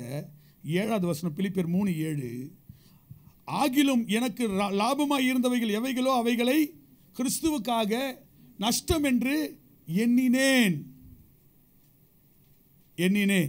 8வது வசனத்தில், அது மாத்திரமல்ல, என் கர்த்தராகிய கிறிஸ்து இயேசுவை அறிகிற அறிவின் மேன்மைக்காக எல்லாவற்றையும் நஷ்டம் என்று எண்ணிக்கொண்டிருக்கிறேன். இதுதாங்க அவர் அறிகிற அறிவில் விருத்தி அடைகிறது. சும்மா கொஞ்ச நேரத்துக்கு அறிஞ்சிட்டு விட்டுறதில்லை. அவர் அறிகிற அறிவு மாத்திரம் இருக்குமானா, அவர் ஒருத்தர் தான் எனக்கு வசதி, அவர் ஒருத்தர் மாத்திரம்தான் எனக்கு பெரியவர், மற்றது எல்லாம் எனக்கு நஷ்டம், லாபம். இவர் லாபம் நஷ்டம்னு சொல்றது காயலாங்கடையில் இருக்கிற பொருட்கள் இல்லைங்க, செகண்ட் ஹேண்ட் ப்ராடக்ட்லாம் கிடையாது. இவர் நஷ்டம்னு சொல்கிறாரு. லாபமாக இருந்தவைகள் என்பது சொல்லும்போது தன்னுடைய உயர்ந்த குலத்தை குறித்து சொல்லுகிறார், தன்னுடைய அதிக படித்த மேன்மையை குறித்து சொல்லுகிறார், தன்னுடைய செல்வ செழிப்பை குறித்து சொல்லுகிறார். அதெல்லாம் தவறானது கிடையாது.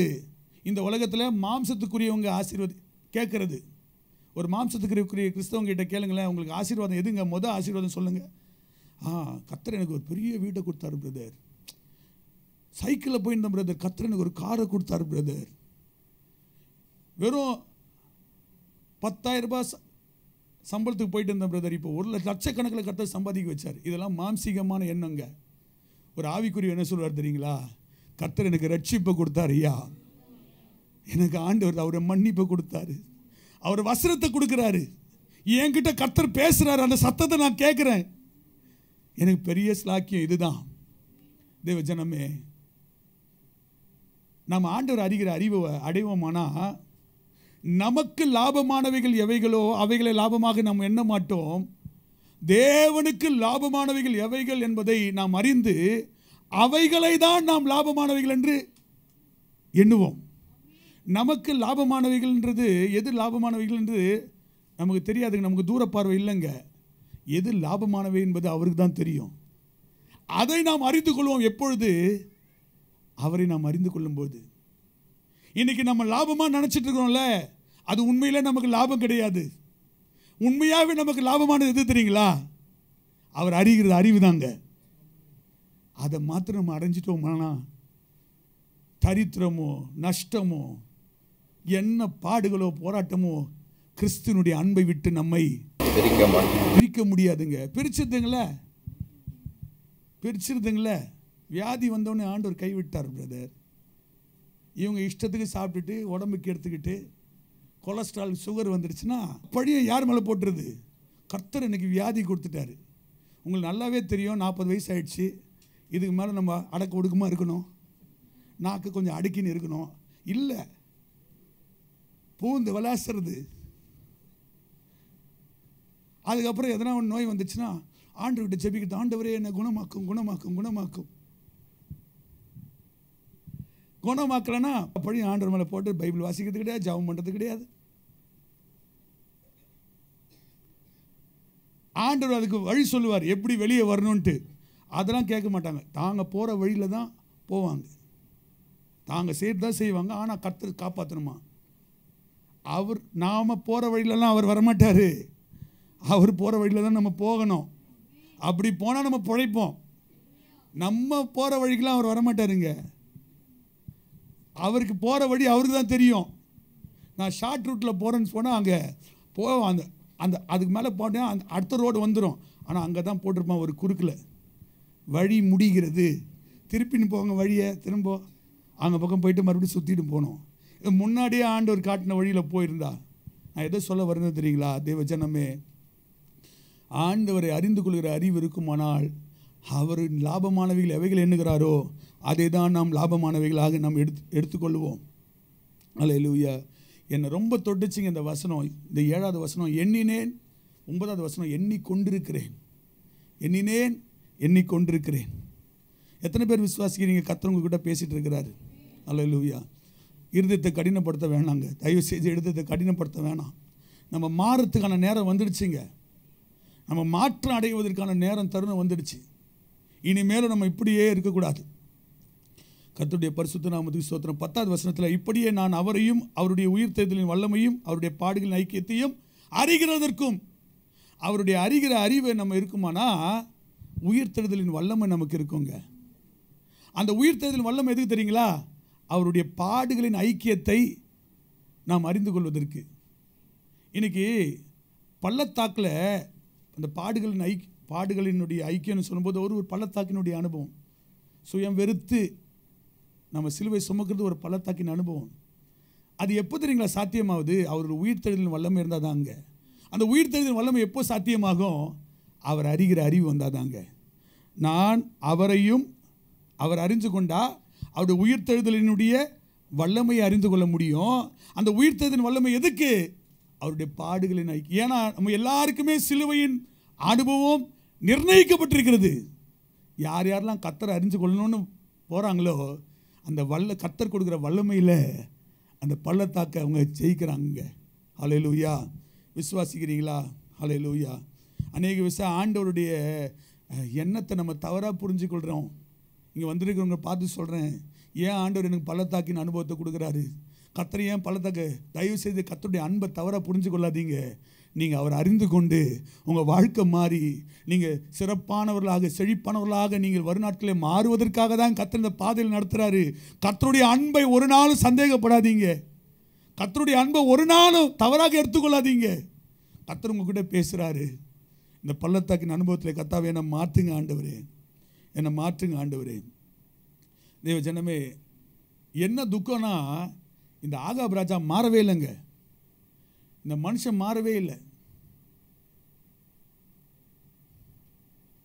எதிரி தோற்கடிக்கப்படுகிறான். ஜெயம் வந்துடுச்சு. ஜெயம் வந்துட்ட பிற்பாடு எதிரி ஒரு தந்திரமாக வந்து சொல்கிறான். என்ன வந்து சொல்கிறான்? 32வது வசனத்தில் நீங்கள் வீட்டுக்கு போய் வாசித்து பாருங்கள். 1 ராஜாக்கள் 20:32. ஆள் அனுப்பி இந்த மாதிரி பனதாத் பயப்படுறான் உன்னை பார்த்து. அப்போது இவர் சொல்கிறாரு 32வது வசனம், அவன் என் சகோதரன் அல்லவா? அவன் என் சகோதரன். யார் சகோதரனா? எதிரி யாருக்கு சகோதரனா? எதிரி இஸ்ரேல் ராஜாவுக்கு சகோதரனா? சுவாபம் மாறி இருந்தால் இது சொல்லுவாங்களா? 2 கொரிந்தியர் 6, 14, 15, 16, 17 சொல்லுது. எல்லாருக்கும் தெரிஞ்ச வசனம் ஆகினாலும் நான் வாசிக்கிறேன். 2 கொரிந்தியர் 6, 14, 15, 16, 17. அந்நிய நுகத்திலே அவிசுவாசிகளுடனே பிணைக்கப்படாதிருப்பீர்களாக. நீதிக்கும் அநீதிக்கும் சம்பந்தம் ஏது? ஒளிக்கும் இருளுக்கும் ஐக்கியம் ஏது? கிறிஸ்துவுக்கும் பெலியாளுக்கும் இசைவேது? அவிசுவாசியினுடைய விசுவாசிக்கு பங்கேது? தேவனுடைய ஆலயத்துக்கும் விக்கிரகங்களுக்கும் சம்பந்தம் ஏது? நான் அவர்களுக்குள்ளே வாசம் பண்ணி அவர்களுக்குள்ளே உலாவி அவர்கள் தேவனாயிருப்பேன், அவர்கள் என் ஜனமாயிருப்பார்கள் என்று தேவன் சொன்னபடி நீங்கள் ஜீவனுள்ள தேவனுடைய ஆலயமாய் இருக்கிறீர்களே. ஆனபடியால் நீங்கள் அவர்கள் நடுவில் இருந்து புறப்பட்டு பிரிந்து போய் அசுத்தமானதை தொழாதிருங்கள் என்று கர்த்தர் சொல்லுகிறார். ஹல்லேலூயா. அப்பொழுது நான் உங்களை ஏற்றுக்கொண்டு உங்களுக்கு பிதாவாக இருப்பேன், நீங்கள் அப்பொழுது எனக்கு குமாரரும் குமார்த்திகளுமாய் இருப்பீர்கள் என்று சர்வ வல்லமையுள்ள கர்த்தர் சொல்லுகிறார். தேவ ஜனம், இந்த ஆகாபு கர்த்தருடைய ஸ்லாக்கியத்தை தேடினா நோக்கத்தை விட்டுட்டாங்க. நாம் விடக்கூடாதுங்க. என்னாச்சு தெரியுங்களா? எந்த எதிரி பயந்து ஓடினானோ அந்த எதிரியாலே உனக்கு அவமானம் வந்துடுச்சிங்க. அந்த வசனத்துடைய கடைசி பகுதி, அதாவது 43வது அந்த அதிகாரத்துடைய கடைசி வசனம், 43வது வசனம். அதனால் இஸ்ரேல் ராஜா சலிப்பும் விசனமுமாய் தன் வீட்டிற்கு புறப்பட்டு சமாரியாவுக்கு போனான். சலிப்பும் விசனம் தான் வெற்றிங்க, ஜெயங்க. ஆனால் சலிப்பும் ஏன் தெரியுங்களா? ஆசீர்வாதம், பணம், காசு, பணம் பணம் பணம் பணம். ஆனால் ஆண்டுடைய குணம்னு மாறணுங்க. பணம் இல்லை, என் கர்த்தருடைய குணம் எனக்கு வேணும். ஹல்லேலூயா. அடியேன் மறுபடியும் சொல்கிறேங்க, கர்த்தருடைய வார்த்தையின் மூலமாக நாம் ஒரு உறவு ஸ்தாபிக்கப்படுகிறது. அந்த ஆண்டவர் அறிந்து கொள்ளணும்னா 2 காரியம். வார்த்தை, உறவு. அந்த உறவு வார்த்தையினால் தான். உறவு இல்லாமல் வார்த்தை விளங்காது. இன்றைக்கி நிறைய பேர் பைபிள் வாசிக்கிறாங்க, புரிய மாட்டேங்குது. ஏன் தெரியுங்களா? உறவு இல்லை. உறவு இருக்குமானால் வார்த்தை நமக்கு தெரியவா புரியும், ஆண்டவர் சொல்கிறது புரியும். அப்போது ஆண்டவர் நம்மகிட்ட சொல்கிறது புரியும் போது நம்முடைய வாழ்க்கை மாறும். எத்தனை பேர் புரியுது நான் சொல்கிறது? ஹல்லேலூயா. தேவ ஜனமே, நான் மறுபடியும் சொல்கிறேன், நம்முடைய எண்ணங்களை நாம் மாற்றிக்கொள்ள வேண்டும். இந்த வசன பகுதியில் ஒரே ஒரு கருத்தை மாத்திரம் மையப்படுத்திட்டு நான் அடுத்த குறிப்புக்குள்ளே போயிடுறேன். 1 ராஜாக்கள் 20வது அதிகாரம் 22வது வசனத்தில் அவர் சொல்கிறாரு, நீ செய்யத்தக்கது இன்னதென்று கவனித்து பாருங்கள். அதை பார்க்க முடியுதுங்களா? 22வது வசனம், பின்பு அந்த தீர்க்கதரிசி இஸ்ரவேல் ராஜாவினிடத்தில் வந்து அவனை நோக்கி, நீ போய் உம்மை பலப்படுத்தி கொண்டு நீ செய்யத்தக்கது எதங்க செய்யத்தக்கதுன்னு சொல்லி அவர் சொல்லியிருக்கிறாரு. கர்த்தரை அறிஞ்சு கொள்ளுப்பா, பலப்படுத்திக்கோ, அதோடு நிறுத்திக்காத. செய்யத்தக்கது இன்னொன்று இருக்குது. என்ன இருக்குது? கர்த்தரை அறிந்து கொள்ளுறதுங்க. அல்லேலூயா. நாம் கர்த்தரை அறிந்து கொள்ளணும். எத்தனை பேர் இன்றைக்கு விட்டு கொடுக்க போகிறீங்க? ஆண்டவரே, நான் உங்களை அறிந்து கொள்ளணும் ஆண்டவரே. 2வது குறிப்பு, நம் அருகில் இருக்கிற தேவன், நம்முடைய அருகில் இருப்பவர். சங்கீதம் 23:4 எல்லாருக்கும் தெரிஞ்ச வசனம். சங்கீதம் 23:4, நான் மரண இருளின் பள்ளத்தாக்கிலே நடந்தாலும், சொல்லுங்களேன் என்ன வரும்? பொல்லாப்புக்கு பயப்படேன், தேவரீர் என்னோட கூட இருக்கிறீர், உமது கோலும் உமது தடியும் என்னை. அல்லேலூயா. இந்த வசனத்தில் பள்ளத்தாக்கு ஒரு நிரந்தரமான அனுபவம் கிடையாது தேவ மக்களுக்கு. பள்ளத்தாக்கின் அனுபவம் கடந்து போகிறதற்கு நிரந்தரமான அல்ல, தற்காலிகமான இடம். ஆனால் எல்லாருக்கும் பள்ளத்தாக்கு உண்டு. உபாகமம் 8ஆம் அதிகாரம் 7வது வசனத்தில் கர்த்தர் இஸ்ரேல் மக்களுக்கு வாக்குத்தத்தம் பண்ணினதான தேசத்திலே அது பள்ளத்தாக்குகளும் நீரூற்றுகளும் நிறைந்த பூமியாகும். உபாகமம் 8:7 கர்த்தர் தம்முடைய மக்களுக்கு கொடுக்கிற அனுபவங்கள் அந்த பள்ளத்தாக்கின் அனுபவம் தவிர்க்க முடியாதது, எதிர்கொள்ள வேண்டி இருக்குது. ஆனால் ஒன்று மாத்திரம் நிச்சயங்க, பள்ளத்தாக்கின் நடுவில் நம்ம நடக்கும்போது பள்ளத்தாக்கு பக்கத்தில் இருந்தாலும் அதை விட நம்முடைய தேவனாய் கர்த்தர் நம்முடைய அருகிலே இருக்கிறார். பள்ளத்தாக்கில் தான் இருக்கிறோம், ஆனால் அதை விட பள்ளத்தாக்கை விட நம்மக்கிட்ட ரொம்ப க்ளோஸாக இருக்கிறது யார்? நம்ம அருகில் இருப்பவர். நான் மரண இருளின் பள்ளத்தாக்கிலே நடந்தாலும் தேவரீர் நீர் என்னோடு கூட இருக்கிறீர். அது அவ்வளோ தூரத்தில் இருக்கு, ஆனால் என் பக்கத்தில் இருக்கிறீங்க. பிரதர், உங்கள் பள்ளத்தாக்கின் அனுபவத்தில் மனுஷன் உங்கள் கூட நிற்க தவறில்லாங்க. சில நேரத்தில் ஒண்டியாக போகிறீங்களே, யாருமே கூட வரமாட்டாங்களே, கூப்பிட்டா கூட வரமாட்டாங்க, தனியாக போகிறீங்களே.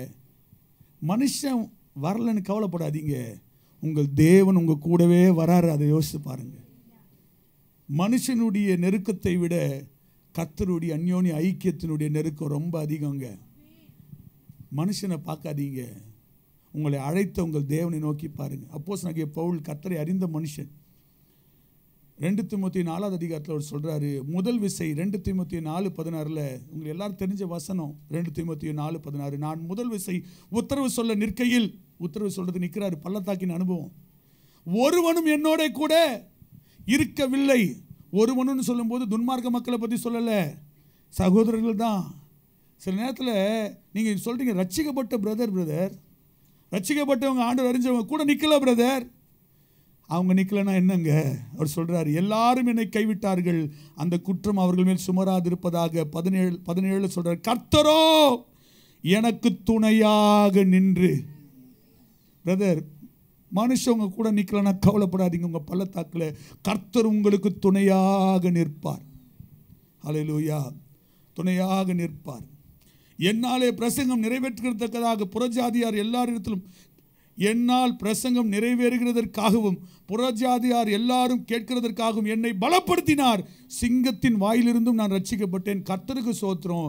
அப்போஸ்தலனாகிய பவுலோடு கூட யாரும் நிற்காததுக்கு கர்த்தருக்கு சோத்திரம். ஏன்னா அன்னைக்கு நிற்கிறது மாத்திரம் இல்லை, சிங்கம் வரப்போது முதல்ல ஓடி இருக்கிறவது யார் இருப்பானா? பவுலோடு கூட இருந்தவர் தான்.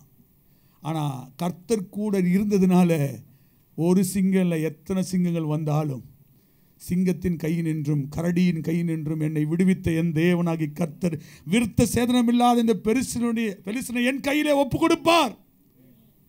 மனுஷனால் நம்மளை காப்பாற்ற முடியாதுங்க. சோத்திரம் அவங்க கூட இல்லைனா வருத்தம் வரும் அவங்க மேலே. நல்ல நேரத்தில் காலை வாரி விட்டாங்க பாருங்க, சொல்லுவாங்க பார்த்தீங்களா, சரியான நேரத்தில் காலை வாரி விட்டாங்க பிரதர். மனுஷன் மேலே எந்த வருத்தத்தையும் வச்சுக்காதீங்க. அவங்களுக்கு குறித்து எச்சரிக்கையாக இருங்க, ஆனால் எரிச்சல் ஆகாதீங்க. அவங்களுக்கு குறித்து இந்த இடத்துல அவர் 14வது வசனத்தில், கண்ணனாகி அலெக்சாந்தர் எனக்கு வெகு தீமை செய்தான், அவனுடைய செய்கைக்கு தக்கதாக கர்த்தர் அவனுக்கு பலனளிப்பாராக, நீயும் அவனை குறித்து எச்சரிக்கையாயிரு, அவன் நம்முடைய வார்த்தைகளுக்கு மிகவும் எதிர்த்தவன். இந்த இந்த அலெக்சாண்டர் யார் தெரியுங்களா? இவரை குறித்து அப்போஸ்தலர் 19:33 இருக்குங்க. அப்போஸ்தலர் நடவடிக்கைகள் 19:33 திறந்து பார்த்தீங்கன்னா ஒரு சம்பவம் நடக்குது. விசாரணை பண்ணுறதுக்கு முன்பதாக நிறுத்துறாங்க அப்போஸ்தலனாகிய பவுலை. அப்போது பவுலுக்காக பேசுறதுக்குன்னு ஒருத்தரை நியமிக்கிறாங்க, எல்லாரும் நியமிக்கிறாங்க. யாருன்னா இந்த அலெக்சாண்டரை. உங்கள் வாழ்க்கையில் சில அலெக்சாண்டர்லாம் எழுப்புவாங்க, பிரதர் நான் இருக்கிறேன் பிரதர், நான் பார்த்துக்கிறேன் பிரதர். அந்த ஜனங்க அவர் போய் நிற்கும் போது திரள் கூட்ட மக்கள் கத்துறாங்க, தியானாலே தெய்வம், தியானாலே தெய்வம்னு. அப்படியே வாயை மூடிட்டு வந்துட்டார். எந்த மனுஷன் பேசணும்னு போனாரோ அந்த மனுஷன் அப்படியே திரும்பி வந்துட்டாருங்க. தேவஜனமே, உங்களுக்காக பேசுகிறேன்னு போகிற மக்கள் கூட திரும்பி வந்துடலாம், கவலைப்படாதீங்க. உங்களோடு கூட இருக்கிற தேவன் உங்களாலே பிரசங்கம் நீங்கள் பேச வைப்பாருங்க. அவர் உங்களை பேச வைப்பார், கூடவே இருக்கிறவருங்க. ஹல்லேலூயா. செல்வாக்குள்ளவர்களும் செய்ய வேண்டியவர்களும் செய்யாமல் போகலாம், பயம் வேண்டாம், கர்த்தர் செய்வார், கர்த்தர் செய்வார். யோசேப்பை குறித்து என்னங்க, குடியில் போட்டாங்க. அவரை போட்டவங்க அந்நியர்கள் இல்லை, சொந்த ஜனங்கள். இன்றைக்கி எத்தனை பேர் இங்கே சொந்த சகோதரர்களாலே சகோதரிகளாலே குடும்பங்களாலே குழியில் போடப்பட்டு வந்திருக்கிறேன்னு சொல்லி எத்தனை பேர் வந்திருக்கீங்க தெரியல. அப்போஸ்தலர் நடவடிக்கைகள் 7வது அதிகாரம் யோசேப்பினுடைய சம்பவம் அப்போஸ்தலர் நடவடிக்கைகள் இருக்குங்க. 7வது அதிகாரம் 9வது வசனத்தில் அந்த கோத்திர பிதாக்கள் பொறாமை கொண்டு யோசேப்பை எகிப்துக்கு கொண்டு போகும்படியாக விற்று போட்டார்கள். எங்கே விட்டுட்டாங்க? மீதியான கையில் விற்றுட்டாங்கங்க, விற்று போட்டுட்டாங்க, குழியில் போட்டாங்க. பள்ளத்தாக்கினுடைய அனுபவம் வேதம் சொல்லுது 10வது வசனத்திலே, தேவனோ அவனோட கூட இருந்து, தேவனோ அவனோட கூட இருந்து எல்லா உபத்திரவங்களில் நின்றும் அவனை விடுவித்து எகிப்தின் ராஜாவாகிய பார்வோன் சமூகத்திலே அவனுக்கு கிருபையையும் ஞானத்தையும் அருளினார். அந்த ராஜா அவனை எகிப்து தேசத்திற்கும் தன் வீடு அனைத்திற்கும் அதிகாரியாக ஏற்படுத்தினான். யோசித்து பாருங்க, யோசேப்பு எகிப்தில் காரிய சித்தி உள்ளவராக இருந்தார் சொல்லி நீங்கள் வாசிக்கிறீங்களே, அது சாதாரணமான வேலை கிடையாது. அவங்க செய்யறதெல்லாம் செஞ்சாருன்னு சொல்லி போட்டிருக்கீங்களே, சாதாரணமான வார்த்தையும் கிடையாது. யோசேப்பு தன்னுடைய குலப்பிறப்பின்படி கூடாரத்திலே வாழ்கிறவர்கள், எகிப்தியர்கள் வீடுகளிலே கட்டி வாழ்கிறவர்கள். வீடு கட்டுறதுலாம் யோசேப்புக்கு பரிச்சயம் இல்லாதது, ஆனால் அந்த வேலையை செய்தார். ஒரு மனுஷனோடு கர்த்தர் இருப்பாரானால் அவரால் செய்ய முடியாதது ஒன்றுமே இல்லைங்க. அது மாத்திரமல்ல, அவரை போல இன்னொருத்தர் எழும்பாதபடிக்கு கர்த்தர் வித்தியாசப்படுத்தி தனித்துவமான நபராய் கர்த்தர் நிறுத்த உண்மையுள்ளவராக இருக்கிறார். உங்களுக்கு கஷ்டமான வேலை வருதுங்களே, செய்ய முடியாத வேலை வருதுங்களே, அனுபவமே இல்லையா? கவலைப்படாதீங்க, ஆண்டவரே என் கூட இருங்க ஆண்டவரேன்னு சொல்லி இந்த பள்ளத்தாக்கில் கர்த்தருடைய சமூகத்தை தேடுங்க. கர்த்தருடைய சமூகம் உங்களை வெற்றியாளர்களாக மாற்றிடும். ஹல்லேலூயா. எத்தனை பேர் விசுவாசிக்கிறீங்க? எந்த சவால்களை கண்டு சோர்ந்து போகாதீங்க. கர்த்தாவே இந்த பள்ளத்தாக்கில் என் கூட இருங்க ஆண்டவரே, நான் உங்களை பற்றி கொள்கிற ஆண்டவரேன்னு சொல்லி நீங்கள் அவரை உறுதியாக பற்றி கொள்வீர்களானால் தேவனாகிய கர்த்தர் உங்கள் வாழ்க்கையில் பெரிய காரியங்களை செய்வார். இந்த யோசேப்பு மீது பொறாமை கொண்ட மக்கள் இருந்தாலும், சொந்த மக்களே அவரை புறக்கணித்தாலும், வேண்டாலும் ஒதுக்கி தள்ளினாலும் கர்த்தர் அவரோட கூட இருந்தார். நான் மரண இருளில் பள்ளத்தாக்கில் நடந்தாலும் தேவரீர் நீர் என்னோடு கூட இருக்கிறீர். இன்றைக்கு எத்தனை பேர் பயத்தினால வந்திருக்கீங்க தெரிலங்க. பயம் அப்படியே கவ்விட்டு இருக்கு. பயப்படாதீங்க. நான் உங்களை பார்த்து கேட்குறேன், கையில் ஒரு 200 ரூபாய் வச்சுட்டு 500 ரூபா பொருளை வாங்க போனீங்கன்னா பயம் வரும். 10,000 ரூபா கையில் வச்சுட்டு 200 ரூபா பொருளை வாங்க போனீங்கன்னா பயப்படுவீங்களா? நான் சொல்கிறேங்க, அது 200 ரூபாய் இல்லை, 200 கோடி ரூபாய் இல்லை, மதிப்பிட முடியாதவர் நம்முடைய கர்த்தர் நம்மோடு கூட இருக்கும்போது எதுக்குங்க பயப்படணும்? எது நடந்தாலும் அவரை மீறி எதுவும் நடக்காது. எது நடந்தாலும் அவருடைய அனுமதி இல்லாமல் ஒன்றும் நடக்காது. தலையில் இருக்கிற முடியெல்லாம் எண்ணப்பட்டிருக்கிறது, ஒரு முடியாகிலும் பிதாவுடைய சித்தத்தின் அனுமதி இல்லாமல் கீழே விழாது.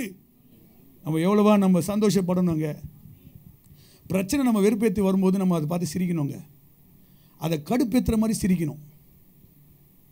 பிரச்சனை நம்ம வெறுப்பேற்ற வரும்போது, எதிர்த்து வரும்போது நம்ம அதை கடுப்பேற்றுற மாதிரி சிரிக்கணும். என்ன தெரியுங்களா? அது நினச்சிட்டு இருக்குது அது நம்ம கூட யுத்தம் பண்ண போகிறது. நமக்கு தான் தெரியும் நமக்காக கர்த்தர் இதோட யுத்தம் பண்ண போகிறாருன்ட்டு நமக்கு தான் தெரியும். இந்த உறுதி மாத்திரம் நம்ம வந்துருச்சுன்னு வச்சிங்களேன், நம்ம எதை கண்டு பயப்பட மாட்டோம், எதை கண்டு பயப்பட மாட்டோங்க. யார் இந்த பாதையில் நடப்பாங்க? யார் உண்மையிலே நடப்பாங்க? ஹல்லேலூயா. இந்த மரண இருளின் பள்ளத்தாக்கில் நடக்கிறாங்களே, நடந்தார்ல தாவீது, எப்படிப்பட்டவர் அவர்? யார் அல்லது இவர் நடந்துட்டார், யார் உண்மையில் நடக்க முடியுங்கன்னா, இந்த வசனத்துக்கு முந்தின வசனம், அதாவது சங்கீதம் 23:4 இருக்குங்களா, அதுக்கு முந்தின வசனத்தில் நீதியின் பாதையில் நடக்க பழகினவர்கள் தான் மரண இருளின் பள்ளத்தாக்கில் நடக்க முடியுங்க. இப்படி சொல்கிறேங்க, வசனத்தின்படி வாடுகிறவர்கள் பள்ளத்தாக்க பார்த்து பயப்பட மாட்டாங்க. யார் தெரியுங்களா பயந்துச்சு ஓடுவாங்க? ஐயோ பள்ளத்தாக்கு, ஐயோ பள்ளத்தாக்கு, ஐயோ பள்ளத்தாக்கு, ஐயோ பள்ளத்தாக்கு. யார் தெரியுங்க பயந்துச்சு ஓடுவாங்க? கர்த்தருடைய வார்த்தைக்கு கீழ்ப்படியாதவங்க தான். வசனத்தின்படி நடக்கிறவங்க, நீதியின் பாதையில் நடக்கிறவங்க, நீதி செய்கிறவன் இன்னும் அப்படிப்பட்டவங்க இந்த மரண இருளின் பள்ளத்தாக்க பார்த்து பயப்பட மாட்டாங்க. ஏன் தெரியுங்களா? நீதியின்படி நடக்கிறவர்கள் வெறும் நீதியின்படி நடக்கிறது மாத்திரமல்ல, அந்த நீதியின் தேவனை தங்களோடு கூட கொண்டிருக்கிறவர்கள். இப்படி சொல்றாங்க, வார்த்தையின்படி வாடுகிறவர்கள் வார்த்தையானவரை தங்களோட கொண்டு வைக்கிறார்கள். ஆண்டவரே என் கூட இருங்கன்னு சொல்லி அவங்க ஜெபிக்க வேண்டிய அவசியமே இல்லை. வசனத்தின்படி நீங்கள் வாழ்வீர்களானால் அந்த வசனத்தின் தேவனானவர் உங்களோடு கூட இருப்பார். தேவனுடைய வசனத்தின்படி நீங்கள் வாழ்வீர்களானால் அந்த வசனத்தின் தேவனானவர் உங்களோடு கூட இருப்பார். இப்படி சொல்லுவோம், கீழ்ப்படியாதவங்களோடு கூட கர்த்தர் இருக்க மாட்டார். கீழ்ப்படிகளோடு தான் கர்த்தர் இருப்பார். இருங்க இருங்க இருங்க ஆண்டவரேன்னு கேட்க வேண்டிய அவசியமே இல்லை. கேட்டாரா யோசேப்பு? கர்த்தர் யோசேப்போட கூட இருந்தார், அவன் காரிய சித்தி உள்ளவனாக இருந்தான். கர்த்தர் யோசேப்போட கூட இருந்தார், சிறைச்சாலையின் அதிகாரி கண்களை அவனை தயவு வாங்கி தந்தார். கேட்கவே இல்லைங்க, வசனத்தின்படி வாழ்ந்தா. என்னை ரொம்ப தொட்டுச்சிங்க யோசேப்போடைய வாழ்க்கை. ஐயா வாழ்ந்தா இப்படி தாங்க வாழணுன்ட்டு. இந்த மனுஷன் சொல்கிறாரு, இங்கே பாரு, நீ தப்பு பண்ணினா பாவம் பண்ணினா உனக்கு சோறு உண்டு, வீடு உண்டு, உனக்கு அந்தஸ்து உண்டு, ட்ரெஸ்ஸு எல்லாம் உண்டு. நீ பாவம் பண்ண மாட்டே, பரிசுத்தமாக இருந்தால் நடு ரோட்டில் தான் நிற்க போகிற. உனக்கு இனிமேல் எந்த செல்வாக்கும் இல்லை. நான் இந்த பக்தன் சொல்கிறாரு, எனக்கு சோறு தண்ணி இல்லைன்னா கூட பரவாயில்லையா, எனக்கு நல்ல வாழ்க்கை இல்லைனாலும் பரவாயில்ல, நான் பரிசுத்தத்துக்காக நடுத்தருவில் நின்னாலும் பரவாயில்ல. வெளியே போனாருங்க, கர்த்தர் நடுத்தரில் அங்கே விட்டாங்க அவரை. ராஜாக்களுக்கு அந்த பார்வன்கிட்ட கேட்குறாங்க, ஐயா ஏதாவது உதவி செய்யுங்க. அப்போ பார்வன் சொல்கிறாரு, பாப்பா எனக்கு சோறு போடுறது இந்த யோசிப்பு தான், எதனா வேணும்னா அவர்கிட்ட போய் கேளுப்போ. இப்படிப்பட்ட மனுஷனை கர்த்தர் கை தனியாக விட்டு வராங்க. எண்ண முடியாத பார்க்க முடியாத அளவுக்கு கர்த்தர் உயர்த்த உண்மை. நீதியின் பாதையில் நடக்கிறது என்னை ரொம்ப தொட்டுச்சுங்க. நீதியின் பாதையில் நடக்கிறவங்க என்றைக்குமே ஆத்மாவை மையப்படுத்தினவர்களாக தான் இருப்பார்களே ஒழிய சரீரத்தை மையப்படுத்தினவர்களாக இருக்க மாட்டாங்க. நீதியின் பாதையில் என்னை நடத்தி என் ஆத்மாவை அவர், 3வது வசனத்தில் என்ன போட்டிருக்கு, அவர் என்னை நீதியின் பாதையிலே நடத்தி என் ஆத்மாவை. நீதியின் பாதையில் நடக்கிறவங்க ஆத்மாவுக்கு தான் முக்கியத்துவம் கொடுப்பாங்க. நான் உங்களை பார்த்து ஒரு கேள்வி கேட்குறேன், நீங்கள் பதில் சொல்லுங்கள். நீங்கள் ஆத்மா கொண்ட சரீரமா அல்லது சரீரம் கொண்ட ஆத்மாவா? நீங்கள் ஆத்மாவை கொண்ட சரீரமா அல்லது சரீரம் கொண்ட ஆத்மாவா? சரி இப்படி சொல்கிறேன், ஒரு சோப்பு டப்பா இருக்குது, இந்த பக்கம் நம்ம ஊரில் இருக்க சாதாரண மலிவான 5 ரூபாய் பட்டர் பிஸ்கெட் இருக்குங்க. இது ரெண்டுத்தில் எதுங்க சாப்பிடுவீங்க நீங்கள்? பட்டர் பிஸ்கெட் தானே சாப்பிடுவீங்க. ஏன்னா பட்டர் பிஸ்கெட் தான் உங்களுக்கு ஆகாரம், சோப்பு டப்பா ஆகாரம் கிடையாது. ஆனால் சோப்பு டப்பா பார்க்குறது பெரிய கலராக இருக்கும், பல பல பல பல வண்ணம் நிறைய டிசைனாக இருக்கும். ஆனால் அதை சாப்பிட்டா அவ்வளோதான். ஆனால் இதை சாப்பிட்டாவது நமக்கு பசி ஆறும். உதாரணத்துக்கு சொல்கிறேங்க, நம்ம சரீரம் கொண்ட ஆத்மா, சரீரம் வந்து வெறும் கவரிங் தாங்க, ஆனால் ஆத்மா தான் முக்கியம். இதை மையப்படுத்தி வாழ்வீங்களானா எந்த சூழ்நிலையிலும் கர்த்தருக்குள் மனமகிழ்ச்சியாக இருப்பீங்க. அத்திமலம் துளிர்விட்டாலும் துளிர் விடாமல் போனாலும், இருந்தாலும் இல்லாட்டியும் என் ரட்சிப்பின் தேவனுக்குள் களி கூறுவேன். பள்ளத்தாக்க பற்றி கவலைப்பட மாட்டீங்க. ஏன் தெரியுங்களா? என் தேவன் என்னோடு கூட இருக்கிறார். நாம் ஜீவ சரீரங்கள் அல்ல, ஜீவ ஆத்துமாக்களாக இருக்கிறோம். சில பேர் பார்த்துருக்கீங்களா, இந்த ஹோட்டலில் போய் இந்த சாப்பாடு சாப்பிட்டா தாங்க அவங்களுக்கு ஜீரணமே ஆகும். நம்முடைய ஆண்டவர் ஆகாரத்தை மையப்படுத்துறது கிடையாதுங்க. எந்த தம்முடைய பக்தனுக்கு கரிசோறு போட்டாரோ அதே ஆண்டவர் அதே பக்தனுக்கு காஞ்ச ரொட்டியை கொடுத்தாருங்க. ஆனால் அதை பற்றி அவர் கவலைப்பட்டாரா? இதுதாங்க ஆவிக்குரியவர்கள். ஆவிக்குரியவர்கள் கஞ்சி குடித்தாலும் சரி, கரிசோறு சொன்னாலும் சரி, எல்லாம் ஒன்று தான். அவங்களுக்கு எதுவுமே வித்தியாசம்லாம் கிடையாது. அவங்களுக்கு ஆத்மா தான் முக்கியம். 63வது சங்கீதத்தில் 5வது வசனம் நீங்கள் படித்து பாருங்கள், இப்போ பார்க்க வேணாம். என் ஆத்துமா நிலத்தையும் கொழுப்பையும் உண்டது போல திருப்தி ஆகும். எங்கே சொல்கிறாரு? பெரிய பஃபே டேபிள் இருக்கும்போது சொல்லுங்க, வனாந்திரத்தில் தண்ணி இல்லாத இடத்துலங்க. அந்த பரிசுத்தவான் தாவீது ஆத்மாவை மையப்படுத்துகிறார், சரீரத்தை மையப்படுத்தவில்லை. ஆத்ம செழிப்பை மையப்படுத்தாதவர்கள் முறுமுறுத்து குறை சொல்லி வனாந்திரத்தில் செத்து போயிடுவாங்க. ஆனால் ஆத்மாவை மையப்படுத்துகிறவங்க பார்த்தீங்களா, அவங்க தாங்க கானானுக்குள்ளே போவாங்க. தயவு செஞ்சு உங்கள் ஆத்மாவை மையப்படுத்துங்க, மாம்சத்துக்குரியவங்களாக இருக்காதீங்க. இந்த மரண இருள், மேத்யூ ஹென்றி ஐயா அப்படி சொல்கிறாரு. இந்த மரண பயம் எப்போது வரும் தெரியுங்களா? வயதாகும் போது. ஐயோ மரணம் வந்துடுமோ, வியாதி வரும்போது, தீராத வியாதி வரும்போது, மூணாவது சாவுக்கு ஏதுவான யுத்த காலத்தில் இருக்கும்போது, அவர் அழகாக விளக்குறார் அந்த ஐயா. அந்த வயதான நாட்களில் ஒரு பரிசுத்தவான், நான் இங்கே வாழ்கிற வரைக்கும் என் கர்த்தர் என் கூட இருக்கிறாரு, நான் கண்ணை முன்னா நான் கர்த்தரோடு கூட போயிடுவேன், எங்கே இருந்தாலும் என் ஆண்டவரோடு கூட இருப்பேன். அந்த அந்த மரணத்துக்கு எதுவான வியாதி வரும்போது என்னுடைய சகல ரோகங்களுக்கான தீர்வை, பரிகாரத்தை கல்வாரி சிலுவையிலே என் ஆண்டவராக இயேசு கிறிஸ்து செலுத்தினபடினாலே அவர் எனக்கு தருகிற ஆரோக்கியத்தை நான் பெற்றுக்கொண்டு வாழ்வேன் என்ற நிச்சய உறுதியோடு கர்த்தருடைய பிள்ளை இருப்பார். எப்பேற்பட்ட வாழ்வாசாவான் யுத்த காலத்தில் நின்றாலும் என் தேவன் சேனை அதிபராய் எனக்கு முன்பதாக செல்கிறபடினாலே என் சத்துருக்களை அவர் எதிர்கொண்டு அவர் என் சத்துருக்களை பார்த்து கொள்வார், நான் யுத்தம் பண்ண போவதில்லை என்ற ஒரு நம்பிக்கை நிச்சயோட உறுதியோடு வாழ்கிறார். தேவ ஜனமே, வாழ்க்கையில் நீங்கள் ஒரு நாளும் சோர்ந்து போகாதீங்க. எந்த தருணத்திலும் உங்கள் தேவன் உங்களை கைவிட மாட்டாருங்க, எந்த நேரத்திலும். ஆனால் கர்த்தருடைய கோலும் தடியும் உங்களை தேற்ற இடம் கொடுங்க. கர்த்தருடைய கோலும் தடியும் ரொம்ப உணர்த்தப்பட்டங்க. நீதியின் பாதையில் கர்த்தர் தேற்றுறாராம், ஆத்துமாவை தேற்றுறாராம், அதுக்கப்புறம் தான் கோலும் தடியும். ஆத்துமா தேற்றுதல் முதலாவது, அதுக்கப்புறம் தான் சரீர பிரகாரமான தேற்றுதல். இதை நம்ம மையப்படுத்தி கொள்ளுவோம். நம்ம ஆத்தும மனுஷர்கள், ஆத்துமா தான் முக்கியம், ஆத்துமா தான் முக்கியம். ஹல்லேலூயா. கர்த்தருடைய வார்த்தை உங்களுக்கு வரும்போது, திருத்த வரும்போது இடம் கொடுங்க. ஒரு நாளும் சோர்வின் நேரத்தில் கர்த்தருடைய வசனத்தை விட்டுறாதீங்க. 119 சங்கீதம் 92 வசனம் சொல்லுது, உமது வேதம் என் மனமகிழ்ச்சியாக இராதிருந்தால் என் துக்கத்திலே நான் அழிந்து போயிருப்பேன். உங்கள் பள்ளத்தாக்கின் அனுபவத்தில் கர்த்தருடைய வேதத்தோடு நேரத்தை செலவழிங்க. அவர் தான் வார்த்தையானவர். ஹல்லேலூயா. அதுதான் அவருடைய கோலும் தடியும். இந்த கோலும் தடியும் என்ற விளக்கம் தெரியுங்களா? நம்மளை வழி நடத்துறதுக்கு கோல், தடி நம்மளை திருத்துறதுக்கு, தவறு செய்தால் திருத்துறதுக்கு. பிரதர் சிஸ்டர், இந்த உலகத்தில் ஒரு தடவை தப்பு செஞ்சால் மன்னிக்கிறதுக்கு 1000 பேர் இருக்காங்க. 10 தடவை தப்பு செய்தால் ஒருத்தர் 2 பேர் இருப்பாங்க. எத்தனை முறை மனம் திரும்பி நம்ம வந்தாலும் நம்மளை புறக்கணிக்காத ஒரே உள்ள நம்முடைய கர்த்தர் தாங்க. மனம் திரும்பி வருவோமானா நம்மளை தள்ளாத ஒரே தேவன் தாங்க. ஆனால் மனம் திரும்பி வரணும். நம்ம திருத்தும் போது நம்ம அவரோடு கூட இந்த பள்ளத்தாக்குன்னு வரும்போது, ஹீப்ரு கிளாஸில் பாஸ்டர் எங்களுக்கு சொல்லி கொடுத்தாங்க, அந்த எருசலேமில் 3 பள்ளத்தாக்கு இருக்குதான். அந்த 3 பள்ளத்தாக்கினுடைய வடிவம் ஷீன் வடிவத்தில் இருக்குமா. அந்த ஷீன் என்பது எல்ஷடாயை குறிக்கிறதான். அந்த எருசலேம் பள்ளத்தாக்கில் நிறைந்த இடத்துல அந்த எல்ஷடாய் தேவன் ஆளுகை செய்கிறார். அந்த பள்ளத்தாக்கின் நடுவில் யார் இருக்காருங்க? எல்ஷடாய் தேவன். எல்ஷடாய் என்று சொல்லும்போது சகலத்தையும் அடக்கி ஆளுகை செய்கிறவர். வேறு எதுக்கும் பயப்படாதீங்க. நான் மறுபடியும் உணர்த்தப்பட்டு சொல்கிறேன், இதோ முடிவு பரிந்தும் சதா காலங்களில் நான் உங்களோடு கூட இருக்கிறேன்னு சொல்லியிருக்கிறாரே, அவர் கைவிட்டுருவாரா? அந்த பள்ளத்தாக்கின் மத்தியில் கர்த்தருடைய வார்த்தை நாளை வழி நடத்தப்படும், நீங்கள் திருத்தப்படும், உங்களை ஒப்பு கொடுங்க. 3வது குறிப்பு, அரிய காரியங்களை செய்பவர், அரிய பெரிய காரியங்களை செய்கிறவர் அவர். 84வது சங்கீதம் 6வது வசனம், 84வது சங்கீதம் 6வது வசனம், 84வது சங்கீதம் 6வது வசனம். அழுகையின் பள்ளத்தாக்கை உருவ நடந்து அதை நீரூற்றாக்கி கொள்ளுகிறார்கள், மழையும் குளங்களை நிரப்பும். இந்த பள்ளத்தாக்கு என்ன பள்ளத்தாக்குங்க? கண்ணீரின் பள்ளத்தாக்கு. அழ வைக்குதுங்களே. இன்றைக்கி காலையில் எத்தனை பேர் அழுதுட்டு வந்தீங்கன்னு தெரியல.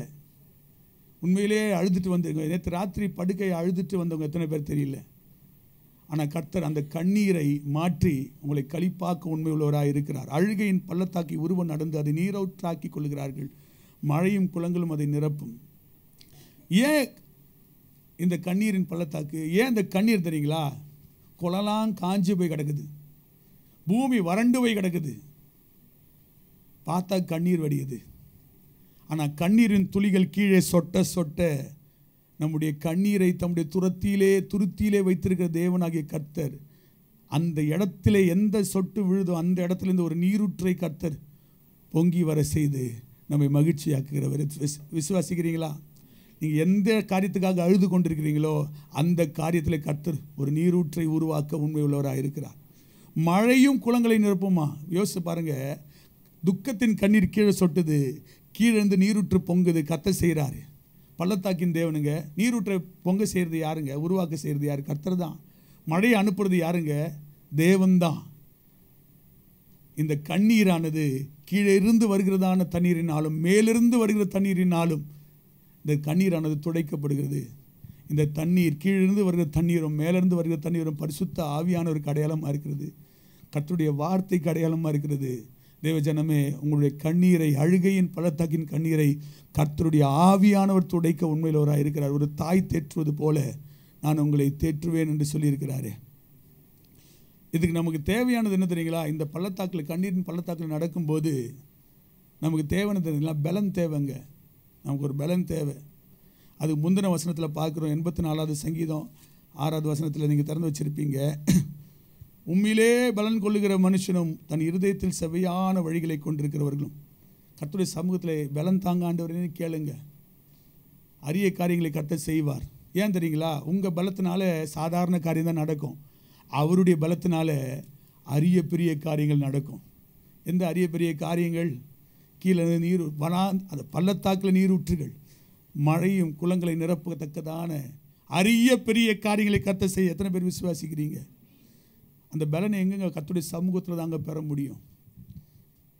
அந்த பலனை பெற்றுக்கொண்டு அந்த அழுகின் பள்ளத்தாக்கில் நடக்கும்போது உங்களுடைய பலன் குறைந்து, உங்களுடைய பலன் செயல்படாது, கர்த்தருடைய பலன் செயல்படும். எப்படிப்பட்ட பலன் தெரியுங்களா? நீங்கள் நடக்க நடக்க பலவீனத்திலிருந்து பலவீனம் அல்ல, பலத்திலிருந்து பலன். அதனால தான் வாசிக்கிறேன் அடுத்த வசனம், 7வது வசனம். அவர்கள் பலத்தின் மேல் பலம் அடைந்து, பலத்தின் மேல் பலன் அடைந்து, நடக்க நடக்க பொடி நட வேக நடையாக மாறும். விசுவாசிக்கிறீங்களா? பொடி பொடியாக நடந்து போகிறீங்களே பலவீனத்தினால. ஆனால் பலன் வரும்போது ஸ்பீட் வாக். கர்த்தர் உங்களை வேகமாக, பலத்தின் மேல் பலம். நம்முடைய ஒரே வாஞ்சை என்னதான் இருக்கணும்? இந்த வசனத்தில் ஒரே வாஞ்சை என்னவாக இருக்கலாம்? ஆண்டவரே, நான் உங்கள் சந்நிதியிலே வந்து காணப்படணும். ஆண்டவரே, உங்கள் பிரசனத்தில் வந்து காணப்படணும். இந்த ஒரு குறிப்போடு கூட நான் முடிச்சுக்கொள்ள விரும்புகிறேன். 23வது சங்கீதத்தில் அதாங்க, அழுகின் அதாவது மரண இருளின் பள்ளத்தாக்கில் நடந்த பிற்பாடு நேராக எங்கே கடைசியாக அவருடைய முடிவு எங்கே தெரியுங்களா? நானோ கர்த்தருடைய வீட்டிலே ஜீவனுள்ள நாளெல்லாம் நிலைத்திருப்பேன். நித்திய ஜீவனை ஆண்டவர் அறிகிற அறிவின் மூலமாக நித்திய ஜீவன் உண்டாகுதே, அது எங்கே தெரியுங்களா? மறுமையில் தாங்க. அல்லேலூயா. இந்த இடத்துல 7வது வசனத்தில் அவர்கள் பலத்தின் மேல் பலம் அடைந்து சீயோனிலே தேவ சந்நிதியிலே வந்து காணப்படுவார்கள். நம்முடைய ஒரே வாஞ்ச, ஆண்டவரே உங்கள் முகத்தை நான் பார்க்கணும் ஆண்டவரே, உங்களை முகமுகமாக தரிசிக்கணும் ஆண்டவரே. வேறு எந்த வாஞ்சையும் இல்லை. நீங்கள் எத்தனை பேர் கண்களை மூடி கைகளை உயர்த்தி நம்ம முடிக்கல பாஸ்டையாக ஜெபம் பண்ணுவாங்க? தேவ ஜனமே, ஆண்டவரே ஒரே வாஞ்சை, நான் உங்களை சந்திக்க ஆயத்தப்படணும் ஆண்டவரே. நான் மண்ணுக்குரியவனாக இருக்கக்கூடாது, இந்த மாம்சத்துக்குரியவனாக இருக்கக்கூடாது, ஆவிக்குரியவனாக இருக்கணும். என் ஆத்மாவை மையப்படுத்தினோன்னா வாழணும்.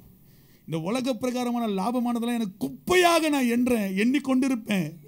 உங்களை அறிஞ்சு கொள்ளணும் ஆண்டவரே, உங்களை அறிஞ்சு கொள்ள 2 கையை உயர்த்தி நான் நேற்று நைட்டு ஜெபம் பண்ண. ஆண்டவரே எங்களை மாற்றுங்க ஆண்டவரே, எங்களை ஆவிக்குரியவங்களாம் மாற்றுங்க. இந்த மண்ணுக்குரியவங்களாம் வேணாம் ஆண்டவரே, மாம்சத்துக்குரியவங்களாம் வேணாம் ஆண்டவரே. எங்கள் சபையை மாற்றுங்க, எங்கள் சகோதர சகோதரிகள் நீங்கள் மாற்றுங்க ஆண்டவரே. நான் உங்கள் சாயலில் உங்களுக்கு பிரியமானதை நாங்கள் செய்யணும் ஆண்டவரே. இதற்கு நம்மை நாமே அர்ப்பணிப்போமானால் நம்முடைய தேவன் பள்ளத்தாக்கின் மத்தியிலே, பள்ளத்தாக்கின் தேவனாக நம்முடைய வாழ்க்கையை குறுக்கிட்டு நம்முடைய சூழ்நிலை அனைத்து மாற்ற உண்மையுள்ளவராக இருக்கிறார். கர்த்தர் உங்களை ஆசீர்வதிப்பாராக. ஆமென். நாம் கண்களை மூடுவோம். குடும்பமானால் கர்த்தருடைய சமூகத்தில் நாம் எழுந்து நிற்போம். நீங்கள் கீழ்த்தளத்தில் இருந்தாலும் மேல் தளத்தில் இருந்தாலும் ஆவியானவர் நம்மத்தில் அசைவாடி கொண்டிருக்கிறார்.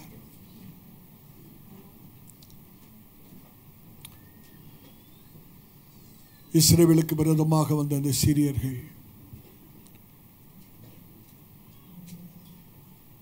பல இடங்களை குறித்து பேசுகிறார்கள். நீங்கள் அந்த அதிகாரத்தை பொறுமையாக வாசித்து பாருங்க. மலையிலிருந்து யுத்தம்னு சொல்றாங்க, சமபூமியில் யுத்தம் பண்ணி பார்க்கலான்றாங்க, பள்ளத்தாக்கில் யுத்தம்ன்றாங்க. இடத்தை மாற்றி பார்த்தா நம்மளுக்கு ஜெயம் கிடைக்குமான்னு யோசிக்கிறாங்க. ஆனால் கர்த்தர் திரும்ப சொல்றாரு, நீங்கள் இருக்கிற இடத்துல நான் உங்களை ஜெயமாய் மாற்றுவேன் என்று கர்த்தர். ஒரு தீர்க்க தரிசனமான ஒரு வார்த்தை. அந்த அதிகாரத்தை வீட்டில் போய் வாசிங்க. 3 காரியத்தை, 3 இடத்தை அவர்கள் குறிப்பிடுகிறார்கள். மலையிலிருந்து யுத்தம் பண்ணோம், தோத்துட்டோம். சமபூமியில யுத்தம் பண்ணி பார்க்கலாமா? பள்ளத்தாக்குல யுத்தம் பண்ணி பார்க்கலாமா? இன்னைக்கு கர்த்தருடைய ஆவியானவர் சொல்றார், என் மகனே மகளே, மற்றவர்கள் இடத்தை மாத்தலாம்னு சொல்லுவாங்க. ஆனா கர்த்தர் சொல்றாரு, நீங்க இருக்கிற இடத்துல, நீங்கள் வேலை செய்கிற இடத்துல, நீங்கள் வசிக்கிற இடத்துல நான் உங்களுக்கு ஜெயத்தை தருவேன் என்று கர்த்தர் சொல்கிறேன். எத்தனை பேர் விசுவாசிக்கிறோம்? இன்னைக்கு மெய்யாகவே கர்த்தருடைய ஆவியானவர் நம்மோடு கூட பேசியிருக்கிறார். கர்த்தர் ஒரு பெரிய ஜெயம், அது மழையா இருந்தாலும் சரி, சமபூமியா இருந்தாலும் சரி, பள்ளத்தாக்கா இருந்தாலும் சரி, எந்த இடத்துல இருந்தாலும் சரி, கர்த்தர் நமக்கு ஜெயத்தை தருகிறவர்.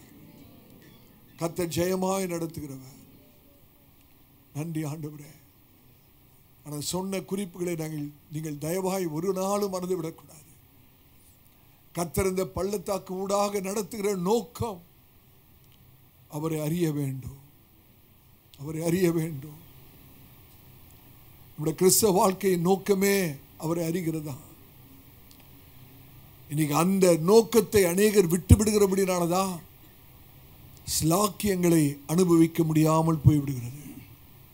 கிறிஸ்தவ வாழ்க்கையில் அநேக ஸ்லாக்கியங்கள் இருக்கிறது. Purpose is more important than privileges. ஸ்லாக்கியங்களை காட்டிலும் நோக்கம் மிக மிக முக்கியம்.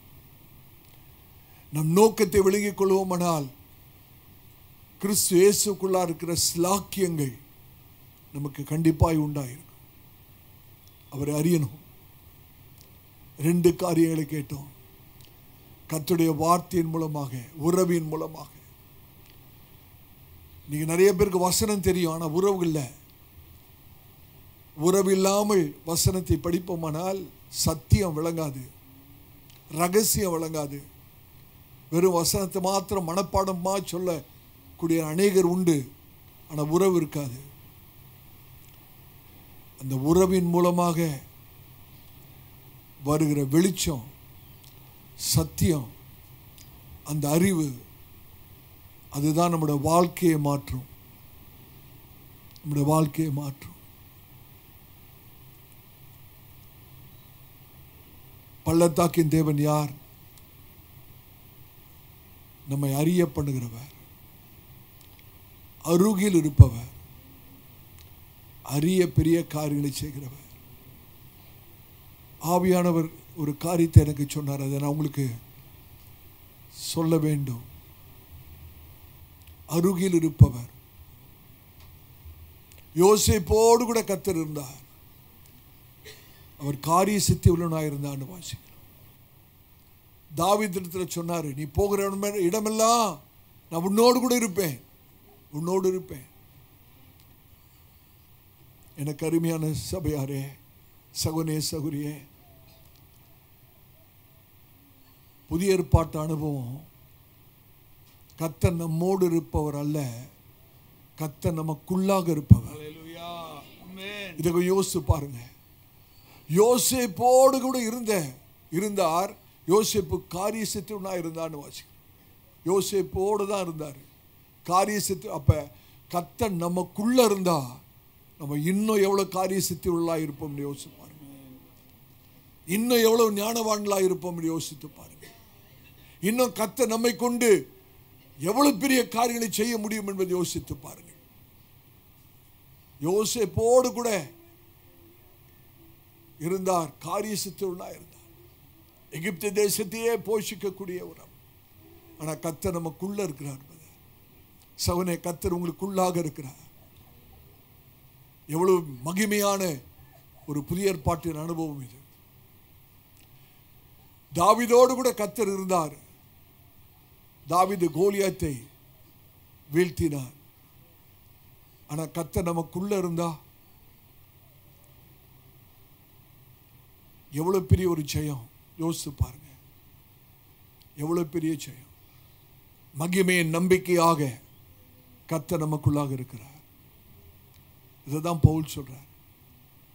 கிறிஸ்துவோடு கூட சிலுவையில் அறையப்பட்டிருக்கிறேன், இனி பிழைத்திருப்பது நான் அல்ல, கிறிஸ்துவே என்னில் பிழைத்திருக்கிறார், கிறிஸ்துவே என்னில் வாழ்கிறார்.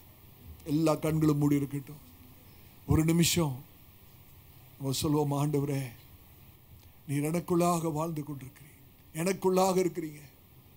யோசேப்போடு இருந்தீங்க ஆண்டவரே, தாவீதோடு இருந்தீங்க, ஆனா எனக்குள்ளாக நீங்க இருக்கீங்க. யோசேப்பு காரியசித்தனாக இருந்தார், தாவீது கோலியாத்தை வென்று வீழ்த்தினார். ஆனால் நீர் எனக்குள்ளாக இருக்கும்போது இன்னும் எவ்வளவு காரியசித்தனாக இருக்க வேண்டும், இன்னும் எவ்வளவு ஒரு ஜெயமுள்ளவர்களாய் வாழ வேண்டும். எவ்வளவு மகிமையான ஒரு அனுபவம் யோசித்து பாருங்க. எத்தனை பேர் தைரியமாக சொல்ல முடியும், ஆண்டவரே நீர் எனக்குள்ளாக இருக்கிறீர். சில நாட்களாகவே ஆவியானவர் என்னோடு கூட பேசிக் கொண்டிருக்கிறார். நமக்குள்ளாக இருக்கிறவர் அவர் வாழணுங்க, நம்ம வாழ்றது அல்ல. பவுல் சொல்றார் பாருங்க, இனி நான் அல்ல, இந்த வாழ்க்கைய இவ்வளவு வருஷம் நான் வாழ்ந்துட்டேன், ஆனா இனி நான் வாழ போறதில்லை, எனக்குள்ளாக இருக்கிறவர் இந்த வாழ்க்கையை வாழ போகிறார். ஆண்டவர் இந்த வாழ்க்கையை அவர் வாழ்வாரானால், நமக்குள்ளாக இருந்து இந்த வாழ்க்கையை வாழ்வாரானால் எவ்வளவு மகிமையா இருக்குன்னு யோசிச்சு பாருங்க. ஆண்டவர் உங்களுக்குள்ளாக இருந்து உங்க வாழ்க்கையை வாழ்வாரானால் உங்களோட வாழ்க்கை எவ்வளவு மகிமையா இருக்கும், எவ்வளவு மகிமையா இருக்கும். நன்றி ஆண்டவரே, நன்றி ஆண்டவரே. சங்கீதத்தில் நம்ம படித்தோம், எப்போதும் அவர்கள் எப்போதும் கர்த்தரை துதித்துக் கொண்டிருப்பார்கள் என்று வாசிக்கிறோம். அவர்கள் எப்போதும் அந்த கண்ணீரின் பள்ளத்தாக்குகளே உருவ நடந்து போகிறவர்கள் அனுபவம் என்ன தெரியுமா, எப்பொழுதும் இன்னும் கர்த்தரை துதித்துக் கொண்டிருப்பார்கள். அவருடைய அனுபவம் என்ன, பலத்தின் மேல் பலம் அடைந்து. ஹல்லேலூயா. Continual praise will lead you to continual progress. Hallelujah. இடைவிடாத துதி, இடைவிடாத முன்னேற்றத்தை கர்த்தர். ஆமென். ஹல்லேலூயா. நன்றி ஆண்டவரே. எந்த சூழ்நிலை ஆண்டவரை துதிக்க பழகிக் கொள்ளுங்க. கண்ணீரின் பள்ளத்தாக்கு தான், வேதனை நிறைந்த ஒரு சூழ்நிலை தான், மனத்தை உடைக்கக்கூடிய ஒரு சூழ்நிலை தான். அந்த சூழ்நிலையிலும் அவர்கள் எப்பொழுதும் கர்த்தரை துதித்தார்கள் என்று வாசிக்கிறோம். ஹல்லேலூயா, ஹல்லேலூயா. கர்த்தர் நீரூற்றை திறக்கிறார் பாருங்க. அந்த பள்ளத்தாக்கில் கர்த்தர் நீரூற்றை திறக்கிறார், மழையை பெய்ய பண்ணுகிறார், குளங்களை நிரப்புகிறார். ஹல்லேலூயா. கர்த்தர் கிரியை செய்ய ஆரம்பிக்கிறார், கர்த்தர் அவர்களை பலப்படுத்துகிறார், கர்த்தர் அவர்களை முன்னேறி செல்ல செய்கிறார், கர்த்தர் அவர்களை சீயோனுக்கு நேராய் நடத்துகிறார். அந்த சங்கீதக்காரன் சொல்கிறார், ஆண்டவரே நீர் அபிஷேகம் பண்ணினவரை நீர் பாரும், ஆண்டவரே நீர் அபிஷேகம் பண்ணினவனை நீர் பாரும், நீர் பாரும். நம்ம எல்லாரும் கர்த்தரால் அபிஷேகம் பண்ணப்பட்டவர்கள். கர்த்தர் நம்மை பார்த்து கொண்டிருக்கிறார். நீங்க கடந்து போகிற பாதையை கர்த்தர் பார்த்து கொண்டிருக்கிறார். உடைய கண்ணீரின் பள்ளத்தாக்கு சந்தோஷமாய் மாற்றப்படும், நீரூற்றாய் மாற்றப்படும். ஹல்லேலூயா. பலத்தின் மேல் பலன் அடைய கர்த்தர் செய்வார். கடைசியில் அதோட நோக்கம் என்ன தெரியுமா, சீயோனிலே போய் அவரை சந்திக்கிறார். இன்னைக்கு அபிஷேகம் பண்ணப்பட்டவர்களை கர்த்தர் பார்க்கிறார். ஆனால் சீக்கிரத்தில் ஒரு நாள் நாம் சீயோனிலே அவரை பார்ப்போம், அவருடைய முகத்தை தரிசிப்போம். நம்ம எல்லாரும் வாயிலை திறந்து ஆண்டுக்கு நன்றி சொல்லுவோமா? கர்த்தர் நம்மோடு கூட பட்சமாய் பேசின நல் வார்த்தைகளுக்காக எல்லாரும் வாய்களை திறந்து, எல்லாரும் வாய்களை திறந்து விடுதலையோடு, விடுதலையோடு. ஹல்லேலூயா, ஹல்லேலூயா. உங்கள் துக்கம் சந்தோஷமாய் மாறும். எத்தனை பேர் விசுவாசிக்கிறீங்க? உங்களுடைய கண்ணீரின் பள்ளத்தாக்கு சந்தோஷமாய் மாறும். கர்த்தர் ஹல்லேலூயா உங்களுடைய துக்கத்தை களிப்பாய் மாற்றுவார். ஹல்லேலூயா. விசுவாசத்தோடு கூட பாடுவோம். நன்றி ஆண்டவரே. உங்கள் துக்கம் சந்தோஷமாய் மாறும், உங்கள் கவலைகள் கண்ணீரில் மறைந்து விடும். விசுவாசத்தோடு உங்கள் துக்கம் சந்தோஷமாய் மாறும், உங்கள் கவலைகள் கண்ணீர் எல்லாம் மறைந்து விடும். கலங்காதே மகனே, நீ கலங்காதே மகளே, கலங்காதே மகனே,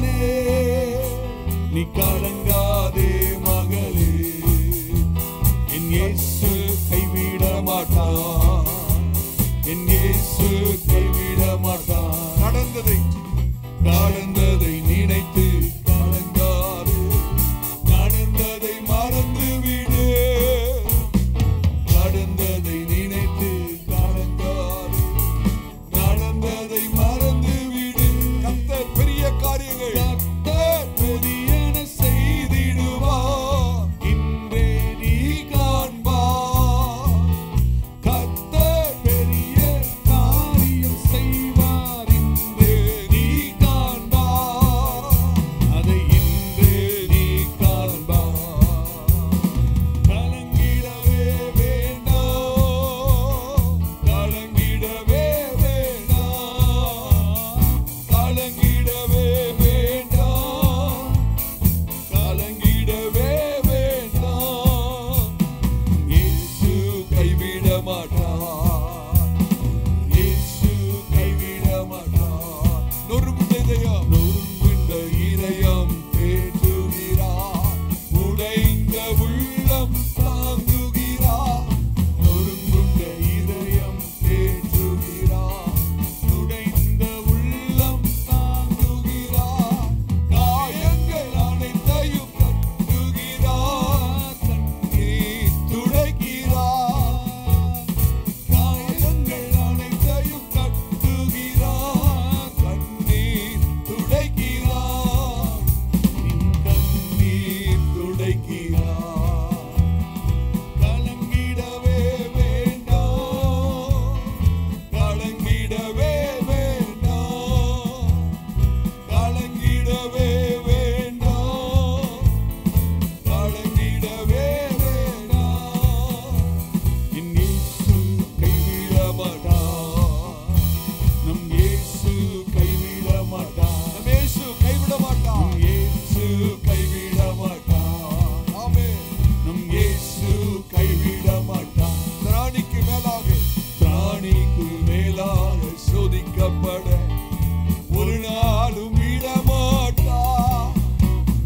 திராணிக்கு மேலாக சோதிக்கப்பட ஒரு நாளும் விடமாட்டார்.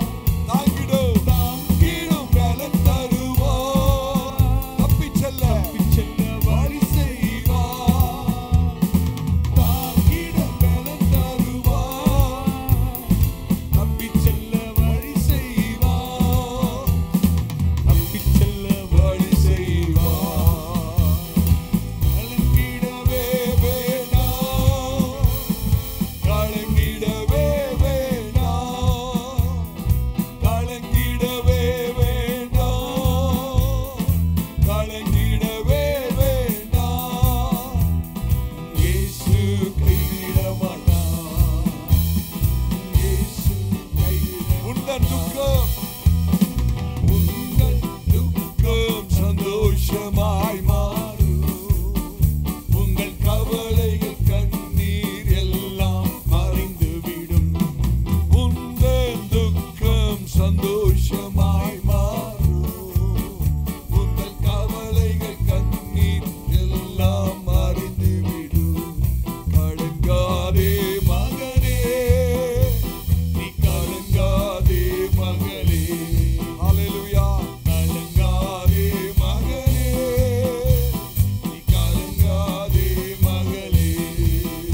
நம் இயேசு கைவிட மாட்டார், நம் இயேசு கைவிட மாட்டார், நம் இயேசு கைவிட மாட்டார். ஒரு நிமிஷம் அப்படியே மௌனமா இருக்கிறவர்களே, கர்த்தர் பேசின காரியங்களை கொஞ்சம் ஞாபகப்படுத்தி பாருங்கள். உங்களுடைய மனக்கண்களுக்கு முன்பாக கொண்டு வாருங்கள். கர்த்தர் ஒரு காரியத்தை குறித்து உங்களை உணர்த்தி பேசியிருப்பார் என்றால் அந்த சத்தியத்துக்கு முழு மனதாய் சந்தோஷமாய் கீழ்ப்படி ஒப்பு கொடுங்க.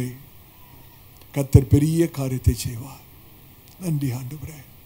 ஒரு நிமிஷம் அப்படியே மௌனமாக இருக்கிறவர்களே, ஆண்டவரே உங்களுடைய நோக்கத்தை எங்களுக்கு விளங்க பண்ணியிருக்கிறீர். அந்த நோக்கத்தை நாங்கள் பிடித்துக் கொள்ள போகிறோம். உண்மை அறிவது தான் எங்களோட நோக்கம்.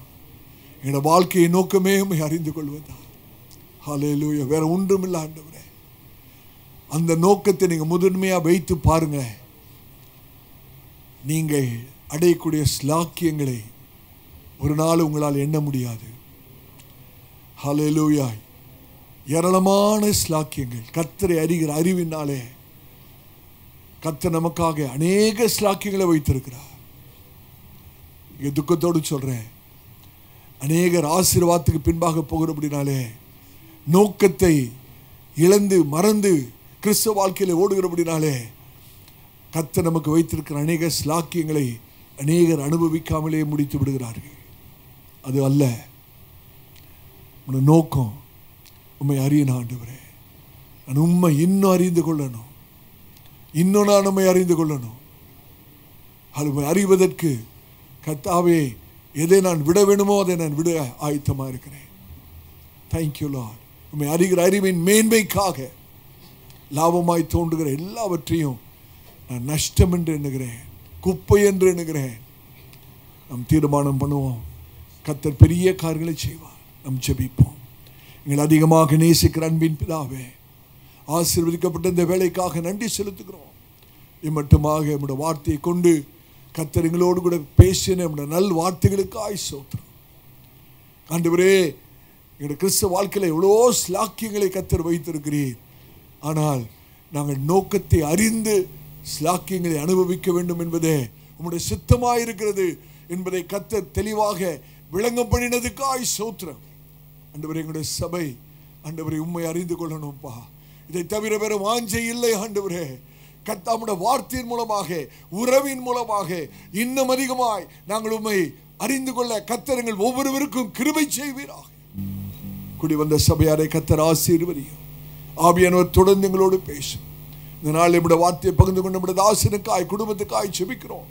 இந்த மகனையும் குடும்பத்தையும் ஊழியத்தையும் கர்த்தர் இன்னும் மென்மேலும் ஆசீர்வதித்து அநேகருக்கு ஆசீர்வாதமாய் மாற்றுவீராக. இரத்தத்தின் மறைவிலை மூடி மறைத்து காப்பீராக. இப்பொழுதும் நம்முடைய பிரசனத்தோடு கடந்து போக கர்த்தர் கிருபை செய்யும். எல்லா கணத்துடையும் மகிமும் ஒருவருக்கே செலுத்துகிறோம்.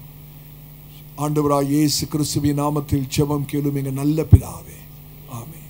நம்முடைய கர்த்தராய் இயேசு கிறிஸ்துவின் கிருபையும் பிதாவுக்கு தேவனுடைய அன்பும் பரிசுத்த ஆவியினுடைய அன்யோன்ய ஐக்கியமும் நம் அனைவரோடு கூட இன்றும் என்றும் சீக்கிரமாய் வரப்போகிற ஆண்டவராய் இயேசு கிறிஸ்துவின் வருகை பரிந்தும் இருப்பதாக. ஆமென், ஆமென். கர்த்தர் உங்களை ஆசீர்வதிப்பார். கர்த்தர் உங்களோடு கூட இருப்பாராக. ஆமென். இன்று பிரசங்கிக்கப்பட்ட கர்த்தருடைய வார்த்தையினால் நீங்கள் ஆசீர்வதிக்கப்பட்டிருப்பீர்கள் என்று நம்புகிறோம். நமது திருச்சபை ஆராதனை நேரங்கள் ஞாயிற்றுக்கிழமை தோறும் ஆங்கில ஆராதனை காலை 7 மணிக்கு நடைபெறும். தமிழ் ஆராதனை காலை 10:30 மணிக்கு நடைபெறும். இருமொழியில் வேத பாடும் மாலை 6:30 மணிக்கு நடைபெறும். நம் திருச்சபையின் விலாசம் அப்போஸ்தல கிறிஸ்தவ சபை, பெரம்பூர் ஊழியங்கள், 74 பல்லார்டு தெரு, அகரம், சென்னை 6,82,000. தனிப்பட்ட ஜெபத்திற்கு தொடர்பு கொள்ள வேண்டிய அலைபேசி எண்கள் 9566222003. மற்றொரு எண் 9551648083. மற்றும் ஒரு எண் 9941447894. நமது திருச்சபையின் தொலைபேசி எண் 044226703685. மேலும் மற்ற பிரசங்கங்களுக்கு நமது யூடியூப் சேனலான ஏசிஏ பெரம்பூர் மினிஸ்ட்ரீஸை பார்க்கவும். நம் திருச்சபையின் வலைதள முகவரி www.acaperambur.ministries.org. கர்த்தர் இன்று உங்களை ஆசீர்வதிப்பாராக.